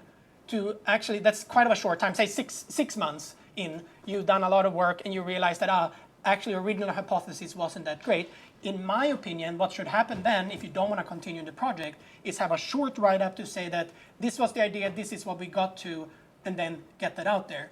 Like there's get a cost where, okay, you do one experiment and it didn't work, and then you move on to something else. Yeah, you're not going to write that up. But when you spend substantial time and effort, regardless of what that is, I think you should share that with the community, because you're adding knowledge. If people agree that it was a good question and a good approach, you're adding knowledge, and also you're helping other people get away from repeating the same thing. Yeah, there's a concern there as the funder, right? Because the funder could demand that, they paid for 6 months worth of experiments and you found something out. Tell us what it is. But we're running out of time. This gentleman has been extraordinarily patient. Just a couple of comments and quick question. We talk about the future research assessment at Imperial, and we end up taking how many papers, let alone, judge in one way rather than judge in another way, but just papers. It seems to me there is a lot more to the research assessment than just judging the papers. Papers are easy to count. That's easy. References are easy to count, so everybody does it. Assessing the quality, it takes more effort. But in my own experience, some of the best research I've done was not published. I had one presentation or one minor conference with no, written paper, but ended up, on 4 different simulators around the world, running all the cat crackers in the world. Okay, and it wasn't, didn't originate a lot of money either, because I was too naive at that stage, and the college, didn't know. Is it recorded? So there are different ways of measuring impact, which is not just journal impact. The impact factor, obviously, there is 20% of ref or 25, which is impact. So we have to measure impact, one way or another. But we need to actually be a bit more clever in doing this. And I think that I would like to understand a little bit what is the thinking, in the college. DORA, fine. Let's eliminate the rubbish to start with, and it's a good place to start. But assessment of research, actually, how do you assess the attitude to risk, the innovation of a person, the originality of the ideas? In fact, even some of the funders request that. If you apply to one of the ERC grants, is high risk, high gain is one of the key criteria. Another criteria is is the person has got a good record. So I would like to start to understand a little bit how these things are going to be built in a way that it's not going to be completely arbitrary. My head of department likes me, or he thinks that I'm doing all right, in a transparent way, in a way that is actually properly assessed. And I wonder whether there has been any thinking, within the college along this direction, beyond the Richardson report, which is actually a pretty good start. There's a question and some comments in for Imperial. I mean, from my point of view, having worked on the working group last year, signing of DORA goes hand in hand with the Richardson report, because I think in my darkest moments, as much as I don't like metrics, I think actually if we metricized everything, so actually we dilute the importance of the Nature paper by actually saying we value a lot more than just that, so we're going to test against it, and that was this portfolio approach to research assessment of the individual that was in the Richardson report. That I found inspiring, because you could be slightly weaker in one area, let's say, by one set of classic metrics, but you could actually contribute hugely in another area that would allow a colleague to flourish in that area over here that you were shorter in. So, the machine only works because all the parts are in it, is what I think. And actually, I sometimes say on Twitter, measure all the things, like measure everything, and then that actually means that, some things are less important, because actually, equality, diversity, and inclusion is as important as a Nature paper in this institution. It should be, right? And those sorts of things should be valued. Yeah, obviously. Sorry, we're going to have to just move on, because we're running out of time. Two last questions, because we have drinks waiting. So. In fact, I'll follow on exactly on this. Most of the focus this afternoon has been on one metric. That's citations and citation-based metrics, impact factors in that. And what I'd like to know is, what are the other responsible metrics that we could use? Now, maybe it's going to also be different depending on what it is that you're assessing. The REF did a whole consultation on, can we replace the human assessment with metrics, because it'd be much cheaper. I mean, Dr. Gadd, you complained that the cost of the REF was very, very high. And if you can replace it with just metrics, well, then it'll be much cheaper to do. But they couldn't come up with any metrics that really seemed... Again, they focused mostly on citation count, and everybody said you can't use those. They're meaningless, basically, as a replacement for human assessment. But when we're coming to assess in other departments, institutions, there may be one set of metrics. But then when you're assessing people, individuals at least, for appointments or promotions, maybe there are different metrics. And I think this was hinted at just now, that really you want a wide range of assessment. It's not just papers. It's much wider than that. Maybe it's metric, but maybe it can't be metric-based. It's still, you're going to be basing it on human judgment. Yeah. I think you can't start with the metrics. That was how I would answer that question.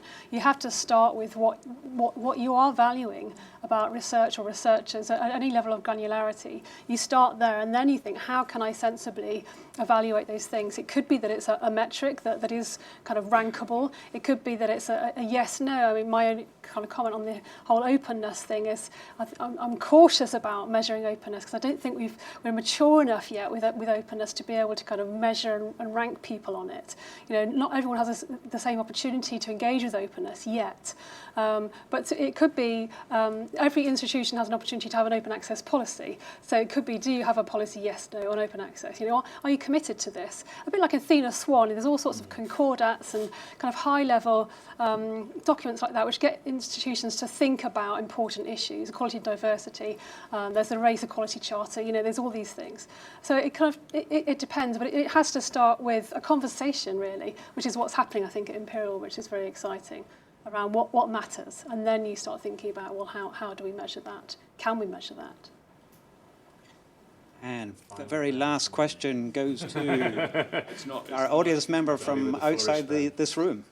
So Dr. Ren Montgomery asks, when we talk about responsible metrics, how do we avoid effectively inheriting bias into our system? And so we know about unconscious bias and unconscious bias training. And specifically, the focus a lot at the moment is about gender, although I know with intersectionality it also goes across to other minority classes. I think at the moment there's no metricized way of doing it. We can't normalise for gender, sexuality, and ethnicity or anything at the moment, but we know that citations are kind of biased towards men. So we have to just do it through awareness, I think. I think that's the only answer to that. It's kind of up to you, to a certain extent, when you're when you're doing your research. You know, check who you're citing. I mean, that's something that we can't, as bibliometricians, we can't really. We can look at the data and be aware of the bias within it, but we're not the ones writing the papers and picking the people who we're going to cite. I think men also need to be careful about who they're self-citing, because we do it a lot more than women. Yes. Can I add a little bit to the excellent points that were raised there? Something that may be helpful are examples of different ways that different institutions and organizations have operationalized this. We have DORA provide some examples. Two other examples where I've been not engaged in it myself, but I've talked to the people who've been working with it, is this that was launched by the European Commission's working group early this year, late last year, called the Open Science Career Assessment Matrix, which is basically a list of things that they say this is a way that institutions can assess how well the institution is doing when it comes to open science, both on departmental, but I think even down to individual levels. And they try to incorporate things like research process, data handling, these things that are not really focused and solely on journals and citations, but are much broader. A second example that is I at least quite recently came across is something called RQ+, which is by a consortium self-described as from the Global South, where they try to make an assessment matrix, again, based on how research is doing that is fit for or aligned with their vision and their mission. So they were doing research that was really changing the communities around them, which was also the purpose of those organizations, helping with literacy and disease prevention and things like this. But it wasn't considered super exciting or topical for big famous journals. So for them, if you assessed by those standards, they would come out very poorly. If you assessed by impact in their community, they would come out shining brightly like a star. So those are two examples that I've come across and I thought very good. Thank you very much. And I think with that, we will close proceedings. So it only remains for me to thank everybody who came. I think as predicted, we don't have a solution, but I think we have dug into the problem.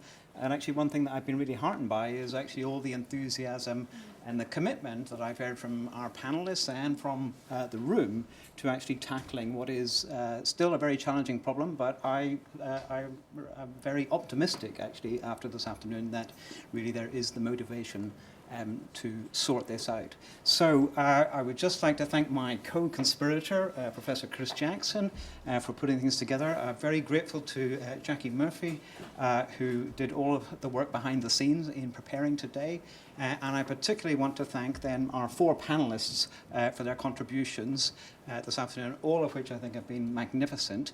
And I want to thank you for coming and for your participation in what I think has been a very interesting afternoon. So please join us right outside for some well-deserved refreshments before you depart. But thank you very much indeed. Please give our panelists a round of applause.